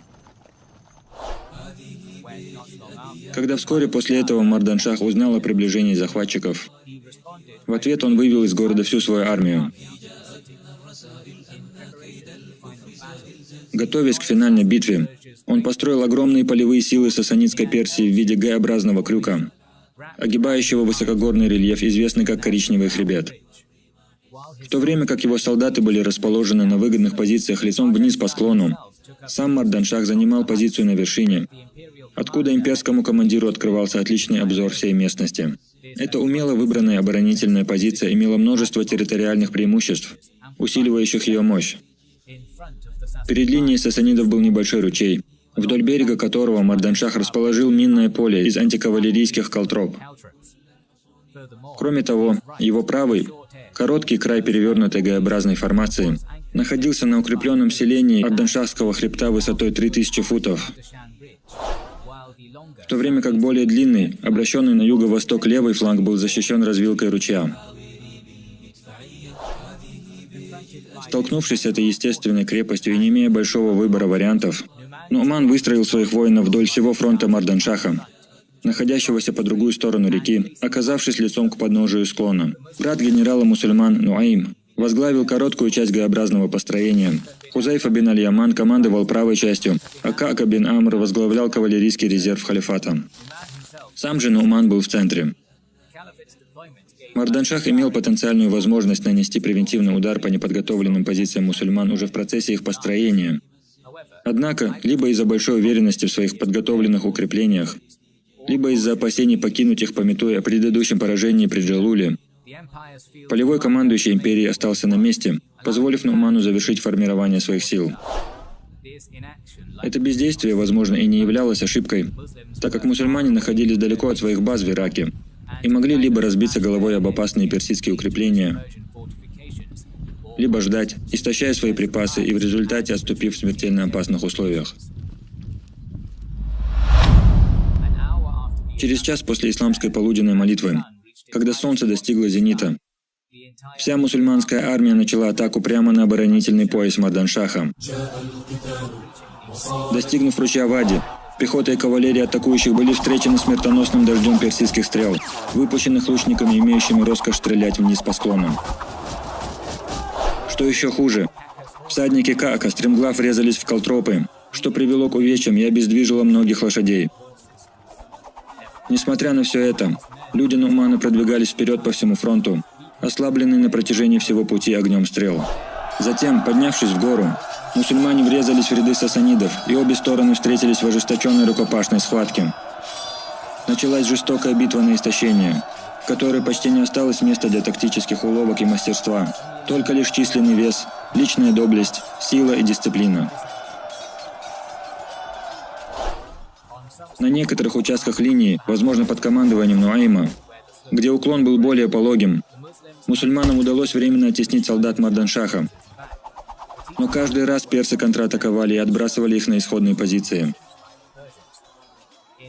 В других районах, около Зарамина, где склон был наиболее крутым, персам даже удалось отвести силы халифата обратно через Вади, но они, в свою очередь, тоже были контратакованы мусульманами и возвращены на исходные позиции. Исход битвы был на острие ножа. Поле усеяно мертвыми и умирающими с обеих сторон, либо лежащими неподвижно, либо кричащими в ужасной агонии.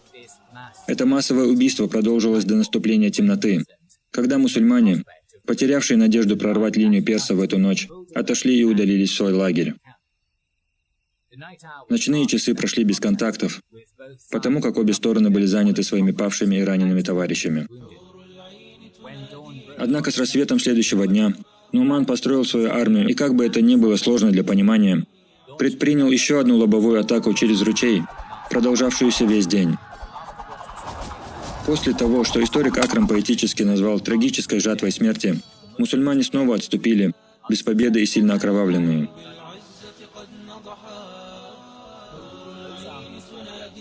Обе армии снова построились на рассвете следующего дня, но, судя по всему, смесь ужаса, тактического здравомыслия и возможного мятежа удержала генерала мусульман от попытки направления его волны из людей в атаку в третий раз. Вместо этого он ждал, пока персы выйдут из своих укреплений и начнут собственную атаку. Но Мардан-Шах был хитрым полководцем. Осознавая, что время работает на него, он отказывался сдвинуться с места. После напряженного двухдневного ожидания сасанидские полководцы начали совершать набеги на линию мусульман с небольшими отрядами. Эти ограниченные атаки должны были нанести ущерб как личному составу, так и снабжениям, прежде чем быстро отступить обратно в оборону, оставив исламские силы в отчаянии. В то время как постоянные нападения и холод наносили удар за ударом по моральному духу и силе мусульман, Мардан-Шах начал получать постоянный поток подкреплений и провизии из близлежащего Хамадана. Такое положение вещей не могло продолжаться больше таким образом, так что Нуман собрал военный совет всего через несколько дней после своего последнего нападения. Старший из присутствовавших посоветовал мусульманам перестать проводить атаки, а просто уничтожать периодически нападавшие на них рейдерские отряды сасанидов. Поскольку остальные офицеры не желали застрять в ожидании, это предложение было встречено с неодобрением. Другой, более отчаянный из лидеров, предложил возобновить лобовые атаки независимо от последствий. Это предложение было также быстро отвергнуто. Затем заговорил Тулейха бен Хувейлид, бывший враг ислама и один из архитекторов Джалулы, который предложил хитрую уловку. Он сказал, что мусульмане должны поставить кавалерию на позицию, подходящую для обхода с фланга, и затем изобразить слабость фронта, делая вид, что отступают. Пусть персы понадеются на победу и выступят против нас смелее, и тогда мы развернемся и сразимся с ними. Этот план был одобрен большинством присутствовавших и приведен в действие. Чтобы сделать иллюзию слабости более правдоподобной, по предложению Тулейхи, мусульмане также начали распространять ложные слухи о смерти халифа Умара. В течение нескольких следующих дней слово о смерти Умара распространялось в рядах обрадованной персидской армии, словно какая-то ядовитая ментальная чума, вызывая надежды на наступление на их теперь уже наверняка деморализованного врага. В пятницу после последней атаки Нумана сасанидские часовые начали наблюдать за оставлением врагами их позиций по другую сторону ручья. В лагере мусульмане сбрасывали палатки, грузили багаж и небольшие отряды мужчин маршировали на запад. Все, что мог видеть Мардан-Шах, казалось, предполагало, что армия вторжения уязвима и вот-вот отступит. Так что по заранее подготовленному сценарию генерал открыл ряд брешей в поясе Калтроп на своем правом фланге и начал переправу своих солдат через реку. Передовые отряды остановились сразу за полем Калтроп в ожидании тыловых шеренг и начали строиться там. Согласно нашим источникам, Мардан-Шах, возможно, восстановил поле Калтроп, чтобы его войска не могли бежать.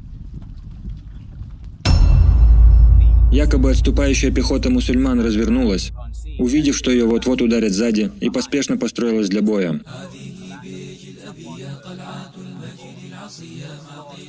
Конечно, все это было частью плана Тулейхи. Персидский генерал проглотил наживку целиком, вместе с крючком и леской. Без ведома сасанидской армии, Каака и его кавалерия укрылись в проломе за хребтом Ардашан, готовые к атаке. За 2 часа до полудня Мардан-Шах приказал своей армии медленно продвигаться к неподвижной линии противника. Когда персы подошли на расстояние выстрела, они начали выпускать залпы стрел с целью ослабить мусульман на расстоянии, недосягаемом для арабских луков. Вынужденные только лишь защищаться щитами, многие воины халифата с трудом сдерживались от того, чтобы не сблизиться с сасанидами и не сразиться с ними в рукопашной. Но Нуман, имея более широкое представление о стратегической ситуации, приказал им оставаться стойкими.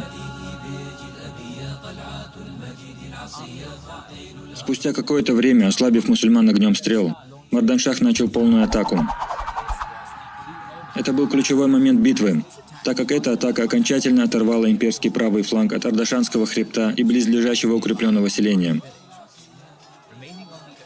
Оставаясь в обороне, Нуман все еще сдерживал свои силы от эффективного отпора, медленно отступая, подобно центру Ганнибала в Каннах. Затем, перетерпев какое-то время, сразу после полудня Нуман приказал контратаковать. И в этот же момент конница Каака выскочила из-за хребта и вбила клин между персами и их препятствиями. Однако Мардан-Шах выделил отряд резервов, который встретил и задержал мусульманскую кавалерию до того, как окружение было завершено. На линии фронта силы персов были постепенно отброшены под тяжестью контратаки Нумана. Но затем генерал-мусульман был поражен стрелой, упал с лошади и был унесен с поля боя. Его брат Нуэйм выдал себя за него, чтобы поддержать боевой дух армии. Хотя сопротивление сасанидов было абсолютно непоколебимым, к вечеру силы мусульман, наполовину окружившие противника, занимали явно превосходящее положение. Внезапно, когда небо начало темнеть, большая часть армии Мардан-Шаха рухнула и обратилась в бегство, имея на это возможность, потому что Каака был занят противостоящими ему силами. Среди этого хаоса был убит Тулейха. Относительно большому количеству персидских войск удалось бежать с поля боя. Но многие, в том числе и Мардан-Шах, были убиты преследователями-мусульманами, стали жертвами вновь укрепленного пояса Калтроп или попали в плен. Хузайфа принял командование армией халифата после смерти Нумана и на следующее утро продвинулся вперед, победив остатки сасанидов в Даразиде. Часть побежденной армии после второго поражения отступила в сам Нахаванд, где новый имперский командующий Динар сдал город без каких-либо условий. Нахаванд был последней великой битвой между исламом и Персией, поставившей точку, в которой уже не было никаких сомнений. Империя сасанидов падет. По этой причине Нахаванд известен у мусульман как победа побед. Потребовалось еще десятилетие, чтобы подчинить себе все обширные персидские территории Средней Азии и Восточного Ирана. Но к концу 644 года, как утверждает историк Питер Кроуфорд, Издигер III был фактически королем без королевства.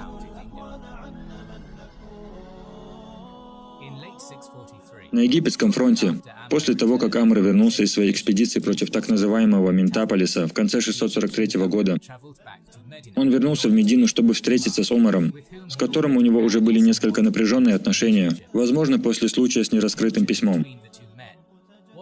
Напряжению способствовало также и то, что Умар, который всегда тщательно осведомлялся о поведении своих генералов, отправил доверенного инспектора Мухаммада бин Масляму, чтобы удостовериться в том, что Амр справедливо распоряжается имуществом Египта. Ситуацию могло усугубить и то, что один из коптов отправился в Медину и пожаловался халифу на финансовое положение своей провинции. В ответ Умар разделил Египет на два отдельных административных района в конце 644 года, предоставив Амру управлять Нижним Египтом из Фустата, тогда как из Фаюма Верхним Египтом будет управлять Абдулла ибн Саад ибн Абисарх, молочный брат Усмана. В это время в Медине был сформирован смертоносный заговор, сосредоточенный вокруг Хурмузана, который внешне обратился в ислам и использовал свой обширный опыт в администрации и управлении сасанидов, чтобы стать одним из важных советников Умара. Несмотря на это, персидский вельможа никогда не забывал обиду, нанесенную его дому. Согласно некоторым источникам, Хурмузан вступил в контакт с Фирузом, сасанидским солдатом, который был порабощен после Кадисии и Нахаванда и доставлен в столицу халифата. В ноябре 644 года Фируз заколол Умара ножом во время молитвы, после чего был тут же убит. Перед смертью, спустя 3 дня, Умар назначил шуру, совет из 6 человек, для назначения преемника из их числа. После длительного обсуждения было решено, что третьим халифом станет Усман. Стоит отметить, что в то время как сунниты рассматривают Усмана как наиболее достойного быть халифом после Умара, шииты считают, что эти выборы вообще не должны были состояться, и следующим халифом должен был непременно стать Али. Также, согласно неподтвержденным слухам, вскоре после этого Амр ибн Аляс посетил Усмана, чтобы лоббировать увольнение своего коллеги из Верхнего Египта Абдулла ибн Саада. Новый халиф категорически отказался, на что Амр сказал, что не вернется в Египет, пока его просьба не будет удовлетворена. В ответ на это Усман назначил Абдулла ибн Саада правителем всего Египта, что еще более усугубило диспут между ними. Привыкшим к богатой жизни в Египте римлянам не нравилась политика Амра, но попытки Абдулла распределить доходы от провинции в пользу всего халифата пользовались еще меньшей популярностью. Александрия, в частности, приняла на себя основную тяжесть этих проблем, что побудило ее печально известное своим буйством население принять решительные меры. В результате группа видных римлян отправила сообщение новому императору Констанцу II, в которых они жаловались на налог джизью, и также упомянули, что оборона Нильского царства опустилась до жалкого состояния, и в городе присутствовал лишь гарнизон из 1000 мусульман, так что город можно было бы легко взять. Увидев возможность восстановить контроль над Египтом и залечить рану, которую нанесла эта потеря его империи и гордыни, Констанц начал тайно собирать большой ударный отряд из 300 кораблей и многих тысяч солдат, командование которыми он поручил евнуху, известному как Мануэль. Флот Констанца был готов спустя почти год. Поскольку ослабленная Византийская империя по-прежнему была доминирующей морской державой в Средиземноморье, а халифат еще не развил свой морской флот, ничто не могло помешать этим кораблям неожиданно зайти прямо в гавань Александрии в начале 646 года. Как и утверждали римляне Египта, тысячный мусульманский гарнизон не мог справиться с защитой города от такого ударного нападения с моря. Когда римские войска высадились почти без сопротивления, подготовленное к этому население Александрии тут же восстало против мусульман. В последовавшем за этим коротком сражении большая часть городского гарнизона была убита. Однако в то время как армия вторжения начала опустошать окрестности Александрии, некоторые из успевших скрыться мусульман отправились в Фустат и сообщили губернатору о происходящем. Абдулла ибн Саад даже не успел отреагировать. Понимая, что необходимо подкрепление, мусульмане Египта направили делегацию к халифу Усману, убеждая его отправить Амра с войском, чтобы положить конец этому кризису. Понимая, что Амр был человеком огромного военного таланта и что римляне боялись его, Усман принял эту просьбу и попросил Амра вернуться в Египет.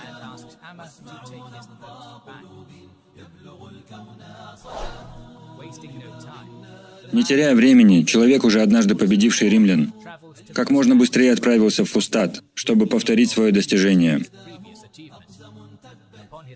По его прибытии боевой дух мусульманских воинов значительно повысился, и они с нетерпением стали готовиться к битве, в то время как Амр занялся планированием. Узнав от шпионов и агентов, что римляне неторопливо продвигаются от Александрии к Фустату, многие дерзкие офицеры Амра настаивали на том, чтобы их командующий атаковал и задержал врага в коварной средиземноморской метрополии до того, как весь Египет восстанет против мусульманского режима. Амр не согласился с этой оценкой, так как считал, что это наступление растянет римские линии снабжения и коммуникации до предела. Мануил и его армия шли под пристальным наблюдением осведомителей Амра, которые постоянно сообщали о положении и силе римлян. Сухопутные войска двинулись вверх по восточному берегу Нила, в сопровождении большой флотилии боевых кораблей поддержки, плывших параллельно им по реке. Недисциплинированность византийцев повлекла за собой проблемы почти сразу. Римские солдаты двигались из города в город, оставляя за собой недовольное их поведением население. Когда Мануэль достиг половины пути от Александрии к Фустату, Амр начал контрмарш со своими 15 тысячами воинов, двигаясь прямым курсом на столкновение с римлянами. Обе армии наконец вступили в контакт друг с другом возле большого города, известного как Никеу или Накиус. Отдохнув на ночь в своих лагерях, римляне и мусульмане построились на возделанной, безликой и плоской местности к югу от Накиуса. На левом фланге Амра расположился кавалерийский полк под командованием Шарика бен Сумайи, который упирался в реку Нил, как и правый фланг римлян. В дополнение к их организации в четкие порядки, большое количество римских лучников также погрузилось на речные корабли. Как только его подготовка к битве была завершена, Мануэль приказал византийским наземным войскам выйти на дистанцию эффективной стрельбы из лука, прежде чем остановиться и обрушить разрушительный шквал стрел на позиции мусульман. Тем временем на реке срабатывал хитроумный план Мануэля. Его корабли продолжали плыть, пока не прошли мимо фланга Амра, после чего его бортовые лучники также начали стрелять по мусульманам с фланга. Люди Амра уже с трудом справлялись с лобовым залпом и терпели потери от разнонаправленного обстрела. В частности, располагавшийся ближе всех к реке полк Сумайи был почти полностью разбит. И даже лошадь Амра получила ранение, но мусульмане не переходили в атаку, возможно потому, что двигаться вперед, оставив корабли за спиной, было нельзя. Несмотря на эту ситуацию, мусульмане не желали сдавать поле боя, стойко перенося эту бурю. Как только Мануэль решил, что его противник достаточно ослаблен, он отозвал фланговые корабли и приказал их бортовым войскам выстроиться в ряды позади основной армии, затем начав еще одну стрелковую атаку против линии мусульман.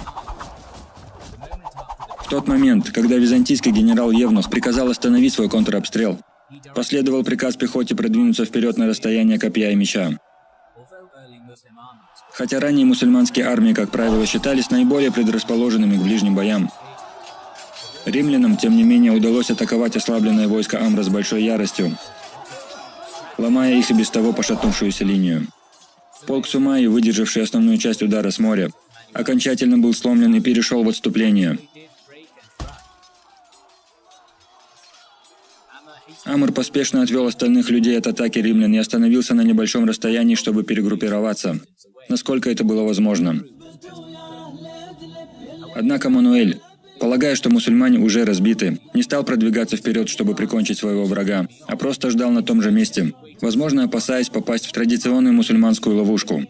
После короткой, жуткой паузы в сражении, великолепно снаряженный римский воин, облаченный в расшитые золотом доспехи, выехал на открытое пространство между двумя армиями и бросил вызов мусульманам на дуэль. Время дало бы последним перевести дух, реформироваться и реорганизоваться. Итак, один из привилегированных мубаризунов, дуэлистов Амра, араб, известный как Хаумаль, принял предложение римлянина и вышел ему навстречу. Под внимательным взором солдат обеих армий, их чемпионы изначально столкнулись копьями, но ни один из бойцов не смог нанести решающего удара. Спустя какое-то время, бросив свои алебарды, чемпионы столкнулись мечом и щитом, но снова ни один из них не смог одолеть другого. Это продолжалось до тех пор, пока более крупному римскому дуэлянту не удалось обезоружить и серьезно ранить Хаумаля серией жестоких ударов. Когда римлянин уже собрался прикончить мусульманина, арабский чемпион вынул из ножен свой короткий кинжал и с невероятной скоростью вонзил его в горло застанного врасплох противника. Хотя Хаумаль выиграл эту дуэль, вырвав ее своими коренными зубами, Через несколько дней он скончался от ран, к большому огорчению Амра.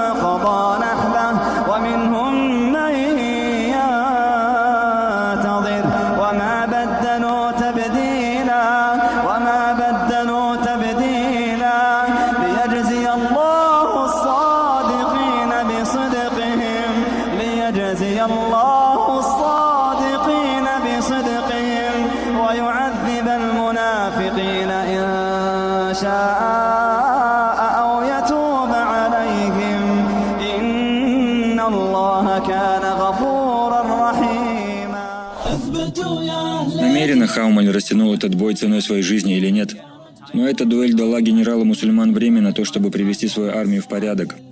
И к моменту, когда Хаумаль победил, Амр уже был готов. Даже разбитый полк Сумаи успел вернуться и построиться. Когда вся мусульманская армия была готова, они атаковали и вступили с войсками Мануэля в схватку, к которой они были гораздо лучше приспособлены. После нескольких часов сопротивления римлян, солдаты Евнуха сломались и побежали, преследуемые всю дорогу до Александрии.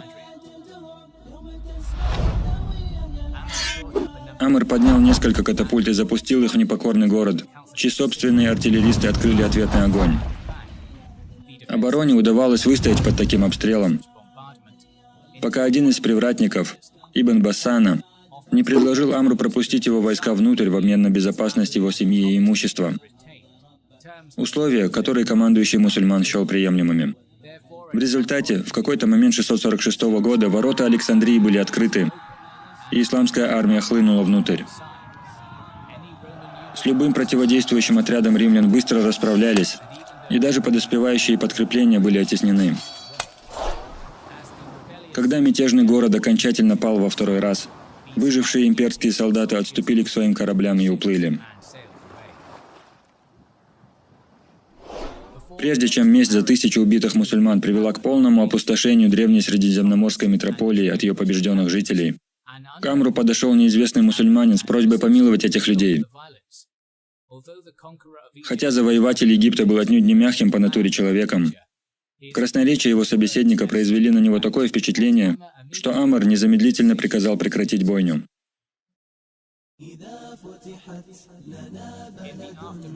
После второй осады Александрии Амр разрушил стены и сделал город, как он сам выразился, похожим на дом старой женщины, доступным со всех сторон. Пренебрежение обороны Египта также было исправлено новым разделением его мусульманского гарнизона на 4 части. 2 в Фустате и по одной в Александрии и на северном побережье, которые можно было перемещать в случае необходимости. Гарнизон также будет проходить ротацию, а войска заменяться каждые 6 месяцев. Мало того, что Амр бин Аляс завоевал и затем отвоевал Египет в трудных обстоятельствах, он также заложил и основы правления, которые обеспечили мусульманам гегемонию над плодородной землей. Вокруг взаимоотношений Амра и Усмана также имеются различные слухи, и если и имели место какие-то бытовые разногласия, однако то, что мы знаем точно, так это то, что Амр впоследствии станет одним из самых ярых сторонников немедленной расправы с убийцами Усмана. К концу 646 года Ближний Восток превратился в совершенно иное геополитическое образование, чем он являлся всего пару десятилетий назад на протяжении многих столетий в прошлом. На его восточном крыле 4-вековая династия сасанидов теперь превратилась в прах. Ее последнего истинного шаха преследовали по всему Ирану двигавшиеся на восток мусульманские армии, а его древняя территория стала имуществом мусульман. На севере силы халифата достигли барьера Кавказских гор, окружив непобедимую Византийскую империю в ее сердце, Анатолии. Теперь, когда все крупные сражения против Рима и Персии подошли к концу, исламские армии начали искать другое направление для завоеваний.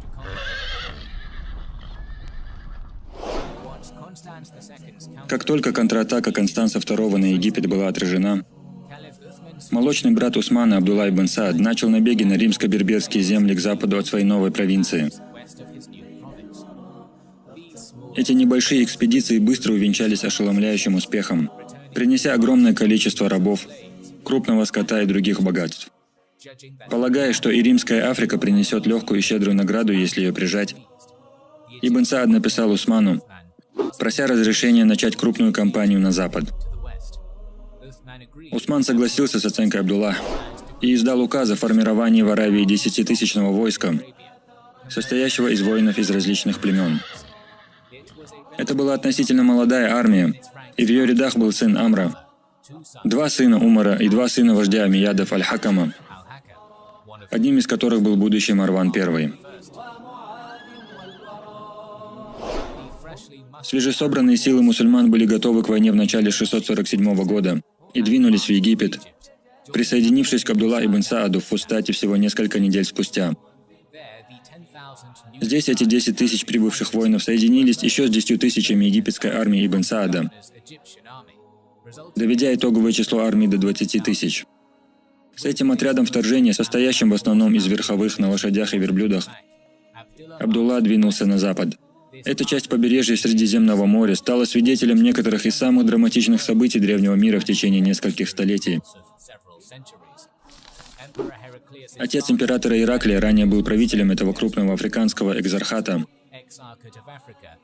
до того, как его сын взошел на византийский престол в 610 году, после чего старший правитель скончался.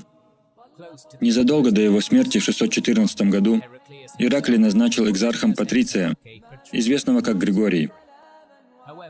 Однако династический хаос после смерти Ираклия и неспособность Констанца II отразить нападение мусульман, особенно в соседнем Египте, были для Григория слишком тяжелым испытанием. В 647-м, когда армия Усмана была в процессе подготовки к нападению на него, экзарх провозгласил независимость от Константинополя на фоне волны народной поддержки как романизированных африканцев, так и местных берберов. Тем временем Абдулла ибн Саад пересек Нил из Фустата и повел свою армию вверх к западному берегу, после чего двинулся на северо-запад и срезал через пустыню, чтобы сократить путь.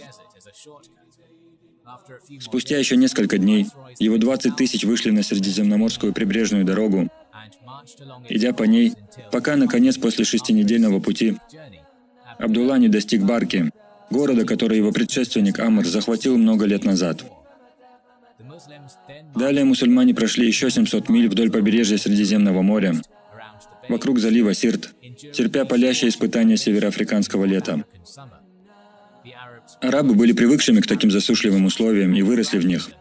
И этот навык стал причиной для завоевания ими Ближнего Востока.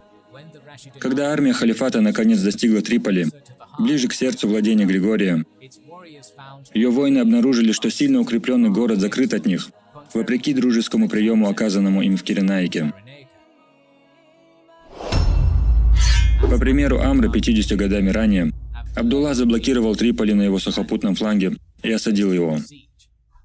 Чтобы замедлить или воспрепятствовать любому пополнению запасов и подкреплению с моря, Абдулла разместил катапульты в обоих точках, где городская стена встречалась с водой. Им было приказано поражать любое вражеское судно, которое попытается войти в гавань, что фактически сделало морской флот римлян непригодным для использования. Григорий, который готовил основную армию экзархата в своей внутренней столице Суфетуле, отправил морскую армаду из Карфагена в Триполи. Но вместо того, чтобы высадиться в порту по прибытии, как им того хотелось, транспортные корабли были вынуждены выгрузить свой человеческий груз на участке пляжа, которые находились за пределами досягаемости артиллерии Ибн Саада и за пределами защиты стен города. Хотя это и помешало катапультам халифата проделать смертельные дыры в их рядах, это сделало усталых и неорганизованных солдат легкой добычей для мусульманской пехоты, которая атаковала их с двух разных сторон. Измученные долгим морским путешествием и не имевшие времени для адекватного построения, подкрепления Григория были скошены до последнего на пляжах Ливии. Сохраняя бдительность в отношении любых дальнейших попыток поддержать Триполи, силы халифата, тем не менее, не могли прорвать хорошо оснащенную и почти неприступную крепость. Поскольку его армия томилась за стенами города, Абдуллах приказал всадникам вести разведку в направлении Суфитулы, чтобы наблюдать за любой военной активностью, происходящей там. Спустя несколько недель мусульманскому губернатору стали ясны две вещи. Во-первых, Триполи был еще далек от того, чтобы открыть ему свои врата, и оставаться статичными за его стенами казалось бессмысленным. Во-вторых, отчеты его разведчиков показывали, что новый независимый римский экзарх готовится к бою. Возможно, убедившись, что Триполи был всего лишь отсрочкой, которая только истощала его собственные армии, и желая продвинуться вперед, Абдулла снял осаду и умчался на запад. Армия халифата и их запасливый командир продолжили свой путь, пожиная плоды богатейшего региона Римской Африки, не причаливая ни к одному из составов и поэтому не переживая из-за гарнизона Триполи, стоящим позади них. В момент, когда мусульмане прошли через Габес, находящийся в Суфитуле Григорий узнал о их местонахождении и немедленно отреагировал на эту новость подготовкой к бою, подальше от его временной внутренней столицы. Для этого экзарх перебросил на заградительную позицию у Фаиза, в 30 километрах от Суфитулы, свою тяжеловесную, хорошо экипированную, преимущественно пехотную армию, которая, вероятно, не уступала по численности армии мусульман, и разбил там лагерь. Часть армии экзархата была размещена немного впереди лагеря в качестве прикрытия. Однако вскоре после того, как войска Григория разбили лагерь, авангард легкой кавалерии халифата обрушился на эту часть, заставив ее, ковыляя в бегстве, вернуться обратно в основную базу. Обеспокоенный такой силой мусульманской конницы, Григорий приказал всей армии отступить до Суфитулы, полагая, что его позиции в Фаизе были слишком уязвимыми. Примерно в 4 милях к востоку от своей столицы экзарх повернулся и приготовился к бою. Такая непосредственная близость к своей базе давала римской армии логистическое превосходство, защищенные гребнями от широких фланговых маневров мобильной армии противника. Они могли безопасно отступить внутрь, если будет необходимость. Мусульмане прибыли вскоре после этого и разбили свой лагерь недалеко от линии Григория. Спустя одну отвергнутую попытку римлян провести переговоры, обе армии построились для битвы на засушливой равнине в 4 милях от Суфитулы. Построение римской армии было оборонительным, и его линия была закреплена с севера и юга 2 высокими гребнями. Абдулла, осознавая важность широкого обзора в местах с такими особенностями, успешно направил силы для занятия холмов. В отличие от Амра, имевшего опыт многих сражений, Абдулла ибн Саад не имел такого военного опыта, будучи более бюрократом, нежели генералом или солдатом, и поэтому совет решил, что он будет руководить сражением из лагеря.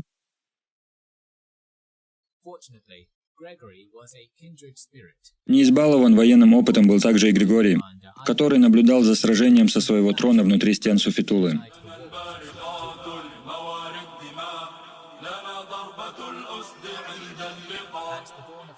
На рассвете следующего дня начались бои.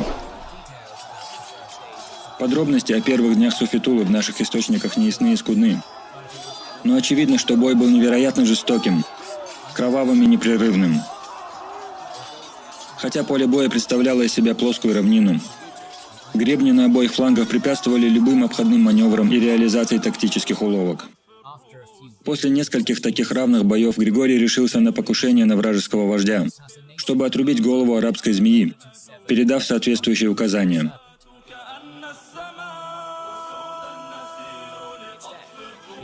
Он предложил выдать свою легендарно красивую и умную дочь замуж за того, кто сможет убить Ибн Саада. Боевой дух армии экзарха взлетел после этой новости до небес, и каждый воин, будь то римлянин, вандал, грек или бербер, желал во что бы то ни стало заполучить руку принцессы. Слухи об этом дошли также и до мусульман, и в частности до самого Абдуллаха. Чтобы чем-то ответить на предложение Григория, мусульманский командир объявил своей армии, что это он отдаст дочь экзарха любому воину, который лично убьет ее отца. Тем не менее, следующие несколько дней продолжались в смертельном тупике ожесточенного насилия, усиленного предложением обоих генералов. Это продолжалось без видимого конца, пока к одному из офицеров Ибн Саада, Зубейру, не подошел перебежчик Бербер из армии Григория.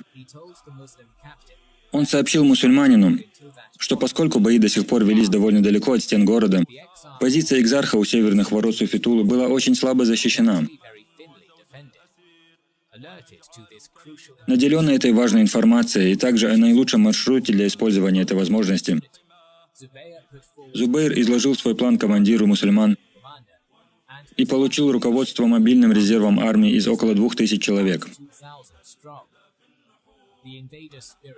Мусульмане были воодушевлены энергичностью и смелостью этого лихого молодого офицера, который провел остаток дня, притворяя свой замысел в жизнь. Окруженный воинами, полными желания отправиться вместе с ним в это рискованное предприятие, Зубейр отобрал 30 самых опытных и доблестных воинов армии в качестве атакующего отряда. На вопрос, что им делать, Зубейр ответил: «Я атакую, вы защищайте меня от тех, кто будет нападать с тыла, а я буду защищать вас с фронта».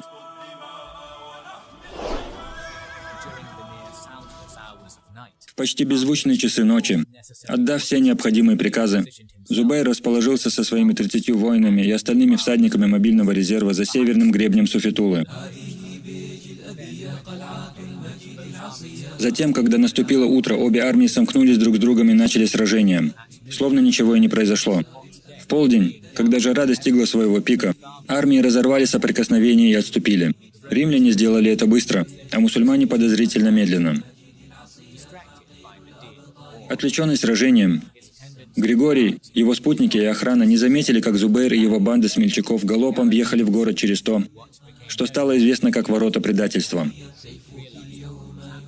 Поняв, что происходит, охрана экзарха выстроилась в поспешном строю, но 30 отборных воинов-мусульман прорвали их, позволив Зубейру наброситься на Григория. В замешательстве Григорий сначала решил, что этот одинокий всадник был посланцем, и поэтому не успел отреагировать. В результате он был убит и обезглавлен.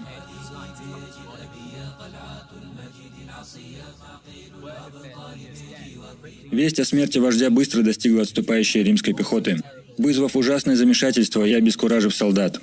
Затем, в наилучший для этого момент, большой конный резерв Зубейра преодолел северный хребет, проскакал галопом и атаковал левое крыло дезорганизованной армии экзархата саблями и копьями, прежде чем развернуться по полю боя.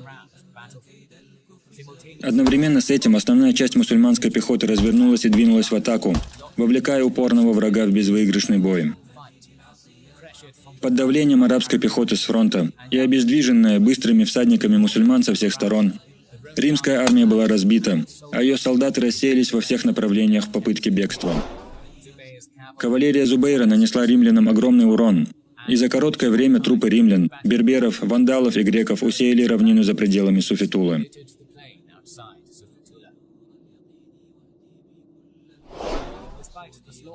Несмотря на это, нескольким тысячам солдат Григория удалось отступить невредимыми к столице, в надежде, что ее стены обеспечат им безопасность.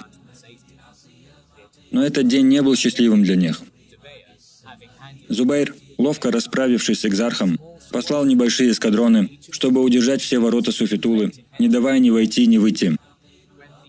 Таким образом, когда отступающие колонны измученных римских солдат достигли города, они были жестоко атакованы мусульманской кавалерией с двух сторон и убиты.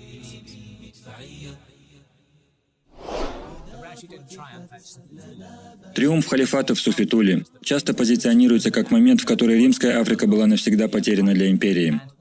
Но хотя это был непосильный момент для провинции, это далеко не так. Когда огромное количество захваченного серебра, золота и скота было рассчитано и распределено, Абдулла ибн Саад двинулся в настоящую столицу экзархата – Карфаген. Осадив древний тысячелетний город, полководец мусульман и местные лидеры в городе зашли в тупик.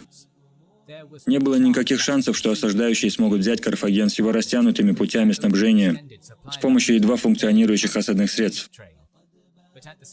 Но в то же время у жителей Карфагена не было никакой возможности заставить их уйти. Возможно, также и потому, что в их памяти были свежи преувеличенные сообщения о судьбе Григория. Они запросили условий для мира спустя всего несколько дней. Хорошо разбирающийся в экономике, Абдулла ибн Саад принял огромное количество римского золота в качестве платы за оставление Африки, сохранив за собой только то, что уже было завоевано. После последующего путешествия на восток, длившегося около 3 месяцев, армия мусульман вернулась в Фустат к концу 647 года, принеся с собой огромное количество сокровищ, которые пополнили казну мусульман. Эффективно выиграв сражение и собрав большую добычу, Абдуллах теперь отходит на второй план. Примерно в это же время, в конце 648 года, наместник Сирии Муавия начал военно-морскую операцию неизведанного масштаба на Кипр, чтобы нейтрализовать любую потенциальную угрозу, которую он представлял для будущих византийских атак. Муавия высадился на Средиземноморском острове и захватил его без сопротивления, начав взимать джизью в размере 7000 динар ежегодно. С окончанием завоевания Североафриканского фронта экспансия халифата приостановилась. 3 года прошли в относительном спокойствии, пока Абдулла ибн Саад не предпринял еще одну попытку завоевать Нубию в 652 году, снова потерпев неудачу из-за местных лучников Ока.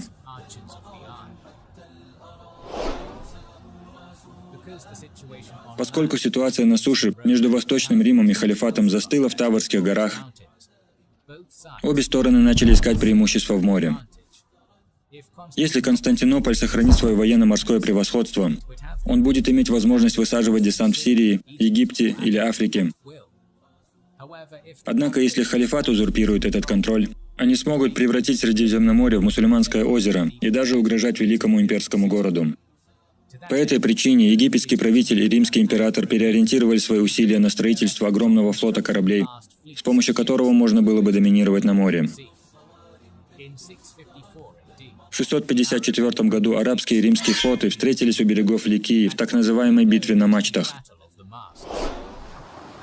Абдулла ибн Саад показал себя настоящим морским волком, сокрушив флот Констанца II в первом истинно мусульманском морском триумфе и расчистив путь для нападения на Константинополь.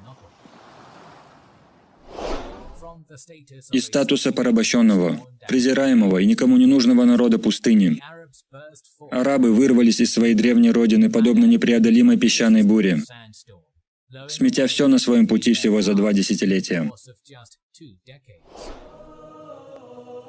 3-й сезон ранних завоеваний мусульман выйдет, иншаллах, в первом квартале 2023 года, и в нем мы расскажем о знаменитых битвах, таких как Талас, Тур, Гваделете, Константинополь и многих других. Поэтому убедитесь, что вы подписаны и отметили, что вам понравилось. نحن لن نستسلم ننتصر أو نموت إننا الأبطال لا نحني الرؤوس إننا للمجد أرخصنا النفوس خالد في البر كان ليث حق في البحار كان حوتا بربروسا إننا الأبطال لا نحني الرؤوس إننا للمجد أرخصنا النفوس خالد في البر كان ليث حق في البحار كان حوتا بربروسا اذكر الصديق فخرا وابن عفان قلب أرسلان والفاتح عثمان وابنتا شفين والغازي سليمان اسأل الرومان عنهم والمجوس